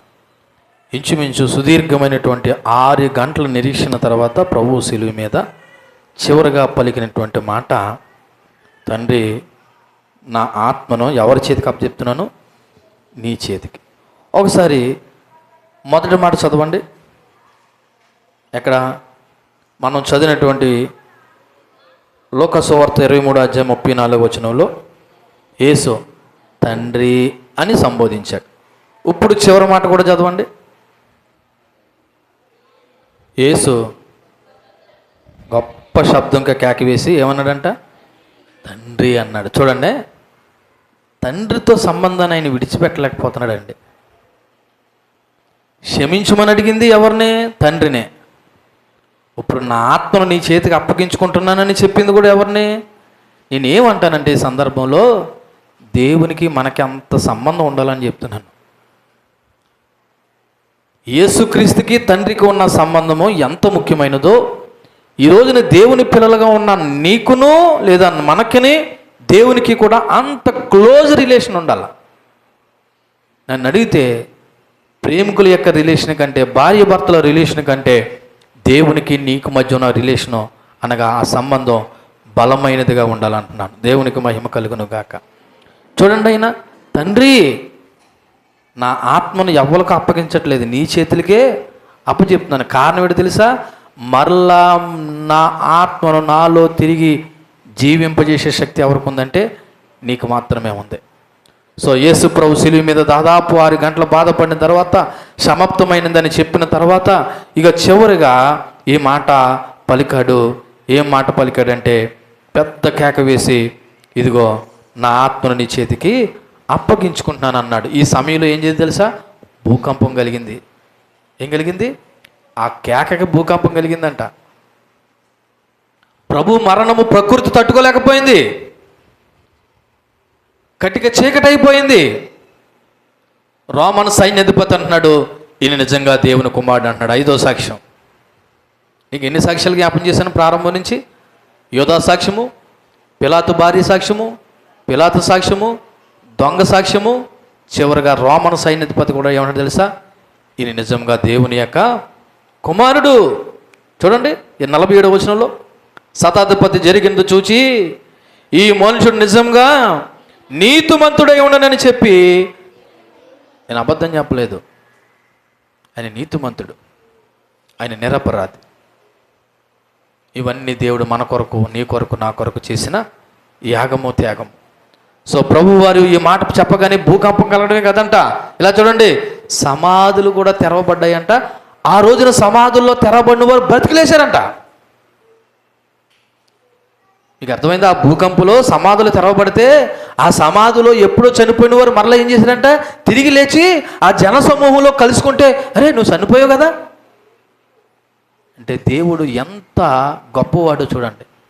ఆయన మరణమును ప్రకృతి తట్టుకోలేక భూకంపం వస్తే, అంతేకాదు దేవాలయపు తెర అడ్డుగా ఉన్న తెర ఏమైపోయిందంట? చినిగిపోయింది అంట. కాదు, ఇవన్నీ వాస్తవాలు. మీకు చెప్పడం నేను ఎలా చెప్తున్నాను కానీ, అంటే మనం కళ్ళారా చూడలేదు కానీ ఇవి జరిగినటువంటి సంభవాలు, వాస్తవాలు. ఈ మాటలో ఉన్నటువంటి లోతైన అర్థాన్ని ఒకసారి జ్ఞాపకం చేసుకుంటే 31వ కీర్తన 5వ వచనం చదువుదాం. 31వ కీర్తన 5వ వచనం. నా ఆత్మను నీ చేతికి అప్పగించుకొనుచున్నాను అన్న ప్రవచనం యొక్క నెరవేర్పుగా దేవుడు తన ఆత్మను తండ్రి అయిన దేవునికి అప్పగించాడు. ఇక్కడ చివరి పిలుపులో కూడా ఏమన్నాడంటే తండ్రి అని పిలిచాడు. ఇది దేవునికి కుమారునికి ఉన్నటువంటి సాన్నిహిత సంబంధం, అలాగే తండ్రి మీద ఉన్న నమ్మకము, ప్రేమ అన్న విషయాన్ని జ్ఞాపకం చేసుకోండి. అంతేకాదు నీ చేతికి నా ఆత్మను అప్పగించుకొనుచున్నాననే మాటకు అర్థం ఏంటంటే స్వచ్ఛందంగా నా ప్రాణాన్ని ఏం చేస్తున్నాను, అర్పిస్తున్నాను. అంటే ఎవరు కూడా నా ప్రాణం తీయలేదు, నేనే స్వయంగా ఏం చేస్తానంటే నా ప్రాణాన్ని పెడుతున్నాను, అది మీ చేతులకి అప్పగిస్తున్నాను అని చెప్పేసి ఇక్కడ దేవుని మీద పూర్తి విశ్వాసం ఉంచాడు, భద్రత ఉంచాడు. ఒక రకంగా చెప్పాలంటే చిన్నపిల్లోడు మరి తండ్రి చేతుల్లో పోయి ఎలా దాక్కుంటాడు ఆపద వచ్చినప్పుడు, అలాగే కుమారుడైన క్రీస్తు తన యొక్క ఆత్మను తండ్రి అయిన దేవునికి అప్పగించుకుని ఆయన చేతుల్లోకి వెళ్ళిపోయాడు. ఒక రకంగా పెద్ద కేక వేయడం ద్వారా మరణాన్ని మరి ఒప్పుకొని ఆయన చివరగా తన ప్రాణాన్ని విడిచిపెట్టాడు. అప్పుడే ఈ సదాధిపతి ఈయన నిజంగా దేవుని యొక్క కుమారుడు, నీతిమంతుడని చెప్పడం జరిగింది. సో మరి మరణ సమయంలో కూడా దేవుడు మనందరికీ చెప్పేటువంటి ఒక మాట ఏంటంటే మన ఆత్మ కూడా తండ్రి అయిన దేవునికి అప్పగింపబడాలి. మన్ను అయినది వెనకడి వలె మన్ను అయిపోవును, ఆత్మ తన తండ్రి అయిన దేవుని దగ్గరికి. ఈ మాట మీరు ఎప్పుడు వినలేదు కదా, విన్నారా? ఎందుకంటే మీరు గోతి దగ్గర రారు కదా, అక్కడ చదివింతుంటాం ఎక్కువగా ఈ మాట. ఓసారి తీయండి. దేవుడు పెట్టినటువంటి, బహుశా ఈ మాట మీకు కొత్తగా వినబడ్డదేమో. ఆదికాండము 3వ అధ్యాయము 19వ వచనం. నువ్వు నేలకు తిరిగి చేరు వరకు నీ ముఖపు చెమట కాచి ఆహారం తిందువు, ఏల అనగా నేల నుండి నువ్వు తీయబడితివి, నువ్వు మన్నే గనక తిరిగి ఏమైపోతావు, మన్ను అయిపోతావు. అలాగే ప్రసంగి గ్రంథం కూడా తీయండి. ప్రసంగి గ్రంథము చివరి అధ్యాయము 12వ అధ్యాయము 7వ వచనం. ప్రసంగి గ్రంథము 12వ అధ్యాయము 7వ వచనం. మన్నైనది వెనకటి వల్లే మరలా భూమికి చేరును, ఆత్మ దాన్ని దయచేసిన దేవుని యొద్దకు మరలా పోవును. ఇప్పుడు ఆత్మ ఎవరైపోతుంది? మనం ఏమంటాం తెలుసా? చచ్చిపోయి ఆత్మ ఇచ్చి మన మీద ఆలేస్తున్నాడు, ఆలేస్తుంది. ఏమంటాము? చచ్చిపోయి మన మీదకి వచ్చి ఏం చేస్తున్నాడు? ఆలెత్తున్నాడు, వాలెత్తున్నాడు, పట్టుకుని గిజయించేస్తున్నాడు. ఆత్మ ఎక్కడికి వెళ్తుంది అన్నది దాన్ని దయచేసిన దేవుని యొద్దకి. మరి పాస్టర్ గారు మరి మన పేర్లే చెప్తారండి, వీళ్ళు మరి నీ పేరు చెప్పకపోతే జార్జ్ బుష్ పేరు చెప్తాడేటి? జార్జ్ బుష్ ఎవడో నీకు తెలుసా? అందుకని ఇక్కడ రీసెంట్గా చచ్చిపోయిన ఎల్లమ్మ పుల్లమ్మ పేరును వాడుకుని దురాత్మ మన మీద పనిచేస్తావు. నువ్వేమంటావు తెలుసా? ఆ ఎల్లమ్మే వచ్చేసింది అనుకుంటావు నువ్వు. ఇవి దురాత్మలు చనిపోయిన వారి యొక్క పేర్లు వాడుకుని మన మీద చేసే ఒక దుష్ట పన్నాగాలు తప్ప నిజానికి ఆత్మ ఎక్కడికి వెళ్ళిపోతుంది? దేవుని అధీనంలోకి వెళ్ళిపోతుంది. దేవుడు ఏం చేస్తాడు? దాన్ని యాతన పడే స్థలంలో పంపించాలా, నెమ్మది పొందే స్థలంలో పంపించాలని దేవుడు ఏం చేస్తాడు? డిసైడ్ చేస్తాడు. ఎందుకంటే వాడు భూమి మీద బ్రతికిన బట్టి. ఇప్పుడు ఇక్కడ మనం అందరం ఉన్నామా? ఏదో ఒక రోజు చనిపోతామా? చనిపోయినప్పుడు మన ఆత్మ ఇమ్మీడియట్లీ ఎక్కడికి వెళ్ళిపోతుంది? మన్ను తీసుకెళ్ళేమో ఎక్కడ పెడతాం? సమాధిలో పెడతాం. ఆత్మ ఎక్కడికి వెళ్ళిపోతుందంట? దేవుడు ఇచ్చాడు కాబట్టి మళ్ళీ దేవుడి దగ్గరికి వెళ్ళిపోతాడు. ఇప్పుడు దేవుడు ఏం చేస్తాడు? ఏదో ఒక చోట దాన్ని భద్రం చేస్తాడు. మళ్ళీ ఆయన రెండో రాకడ వచ్చేంతవరకు, ఆయన రెండో మారు వస్తాడు కదా, అంతవరకు ఈ ఆత్మ ఎక్కడ ఉంటుంది? అయితే నెమ్మది పొందే స్థలంలోనే ఉంటుంది, లేదా యాతన పడే స్థలంలో ఉంటుంది. మనం ఏమనుకుంటామంటే ఆ ఆత్మ వచ్చి మన మీద పడిపోయిందని మనం అనుకుంటాం. సరే, ఇక్కడ నేను చెప్పే మాట ఏంటంటే, తండ్రి నా ఆత్మను నీ చేతికి అప్పగించుకుంటున్నాను నేను కుమారుడు ఎలాగైతే అన్నాడో, రేపటి దినాన మన ఆత్మలు కూడా దేవుని అధీనంలో నెమ్మది పొందే స్థలంలోకి వెళ్ళాలని మనం బ్రతుకుద్దాం. దేవునికి మహిమ కలుగును గాక. ఎందుకు తెలుసా? ఆత్మ గ్యారంటీగా దేవుని దగ్గరికి వెళ్ళిపోద్ది, కానీ ఏ స్థలానికి వెళ్తుంది అన్నది ఒకసారి ఆలోచన చేయాలి. అలా ఆలోచన చేయాలంటే బ్రతుకుండగానే నువ్వు ప్రభువులో బ్రతకాలి. అందుకే క్రీస్తునందు మృతులైన మృతుడు ధన్యుడు అన్నాడు ప్రకటన గ్రంథంలో. అంటే మన మరణము క్రీస్తులో చనిపోవాలి. అంటే అర్థం ఏంటో తెలుసా? పెట్టిలో పెట్టితే పరలోకాన్ని పోవడం కాదు, చనిపో సమయాన్ని కూడా నీ భక్తి విశ్వాస జీవితాలు కాపాడుకోవాలి. ఒక మాటలో చెప్పాలంటే ఎప్పటి వరకు అంటే నీ ప్రాణం ఎప్పుడు పోతో తెలియదు కాబట్టి చివరి వరకు కూడా మన నమ్మకం దేవుని మీద కోల్పోకుండా భక్తిలోనూ విశ్వాసంలోనూ స్థిరంగా ఆయన మీద నమ్మకం ఉంచి కొనసాగిపోతూ ఉండాలి. తండ్రి అయిన దేవుడికి తన యొక్క ఆత్మను ఏ విధంగా కుమారుడు అప్పగించుకున్నాడో మనం కూడా రేపటి దినాన మన ఆత్మలో దేవుని అధీనంలో ఆయన ఉండే చోట మనం ఉండేలాగా మనము బ్రతకవలసిన అవసరత ఉంది. చివరిగా విశ్వాసం యొక్క మరి చివరి వ్యక్తీకరణ, బాధలో ఆవేదన, దాహం, విజయం అన్నిటి తర్వాత యేసు తండ్రి చేతిలో తన ఆత్మను అప్పగించుకున్నాడు. పాపం యొక్క బాధ తర్వాత దేవునితో మరలా పునర్నిర్మం చూపించింది. మరణం మీద విజయం పొందాడు. అలాగే తండ్రి చేతిలో సురక్షితంగా అప్పగించబడ్డాడు. మరలా 3వ రోజున తిరిగి లేచాడు. యేసు చెప్పినట్టు మనం కూడా మరణ సమయంలో మన ఆత్మ దేవుని చేతిలో అప్పగించే విధంగా మనం బ్రతుకుతాము. అలా బ్రతకాలంటే కడ వరకు మనం తండ్రి చిత్తాన్ని చేయాలి, తండ్రి అధీనంలోనే ఉండాలి. ఇక్కడ ఒక ప్రాముఖ్యమైన విషయం చెప్తాను. ప్రతిరోజు మనం దేవునికి అప్పగించుకోవాలి. ఏ రోజండి? ఆదివారం నాడు కాదు, శుక్రవారం నాడు కాదు, ప్రతిరోజు మనం దేవునికి అప్పగించుకోవాలి. ప్రతిరోజు మన జీవితం దేవుని మీద ఆధారపడాలి. ఒక రకంగా చెప్పాలంటే మన భవిష్యత్తు దేవుని చేతిలో పెట్టాలి. మరణ భయం తొలగించుకోవాలి, దేవుడి మీద నమ్మకం ఉంచాలి. కష్టం వచ్చినా, బాధ వచ్చినా, సంతోషం వచ్చినా దేవుని బిడ్డననే విషయాన్ని మర్చిపోకూడదు. అన్నిటికంటే ముఖ్యంగా యేసులాగా మన జీవితాన్ని మరి దేవుని యొక్క మాదిరి చొప్పున మనం బ్రతకాలి. క్లుప్తంగా 7 మాటల యొక్క సారాంశాన్ని చెప్తే, మొదటిగా దేవుడు క్షమించాడు, రెండవది రక్షణ ఇచ్చాడు, మూడవది నూతన కుటుంబాన్ని ఏర్పాటు చేశాడు, 4వది ఆవేదన చెందాడు తండ్రి వెడబాటును బట్టి, 5వది దాహమని అరిశాడు, 6వది సమాప్తమైందని చెప్పి మరణం మీద విజయాన్ని పొందుకున్నాడు. చివరగా తన ఆత్మను దేవుడికి అప్పగించుకున్నాడు. ఈ పూట ఈ సమయంలో చివరగా ఈ 7 మాటల ద్వారా మరొకమారు మీకుని దేవుని నామం పెట్టి హెచ్చరించే మాట ఏంటంటే తెలుసా? మన ఆత్మలు కూడా ఒక రోజున దేవుని చేతికి అప్పగింపబడే విధంగా మన భక్తి జీవితాలు కొనసాగాలి. అటువంటి కృప దేవుడు మనందరికీ అనుగ్రహించును గాక. ఆమేన్. ఈ మాటను బట్టి కూడా మరొకరు ప్రార్థన చేయండి. చివరిగా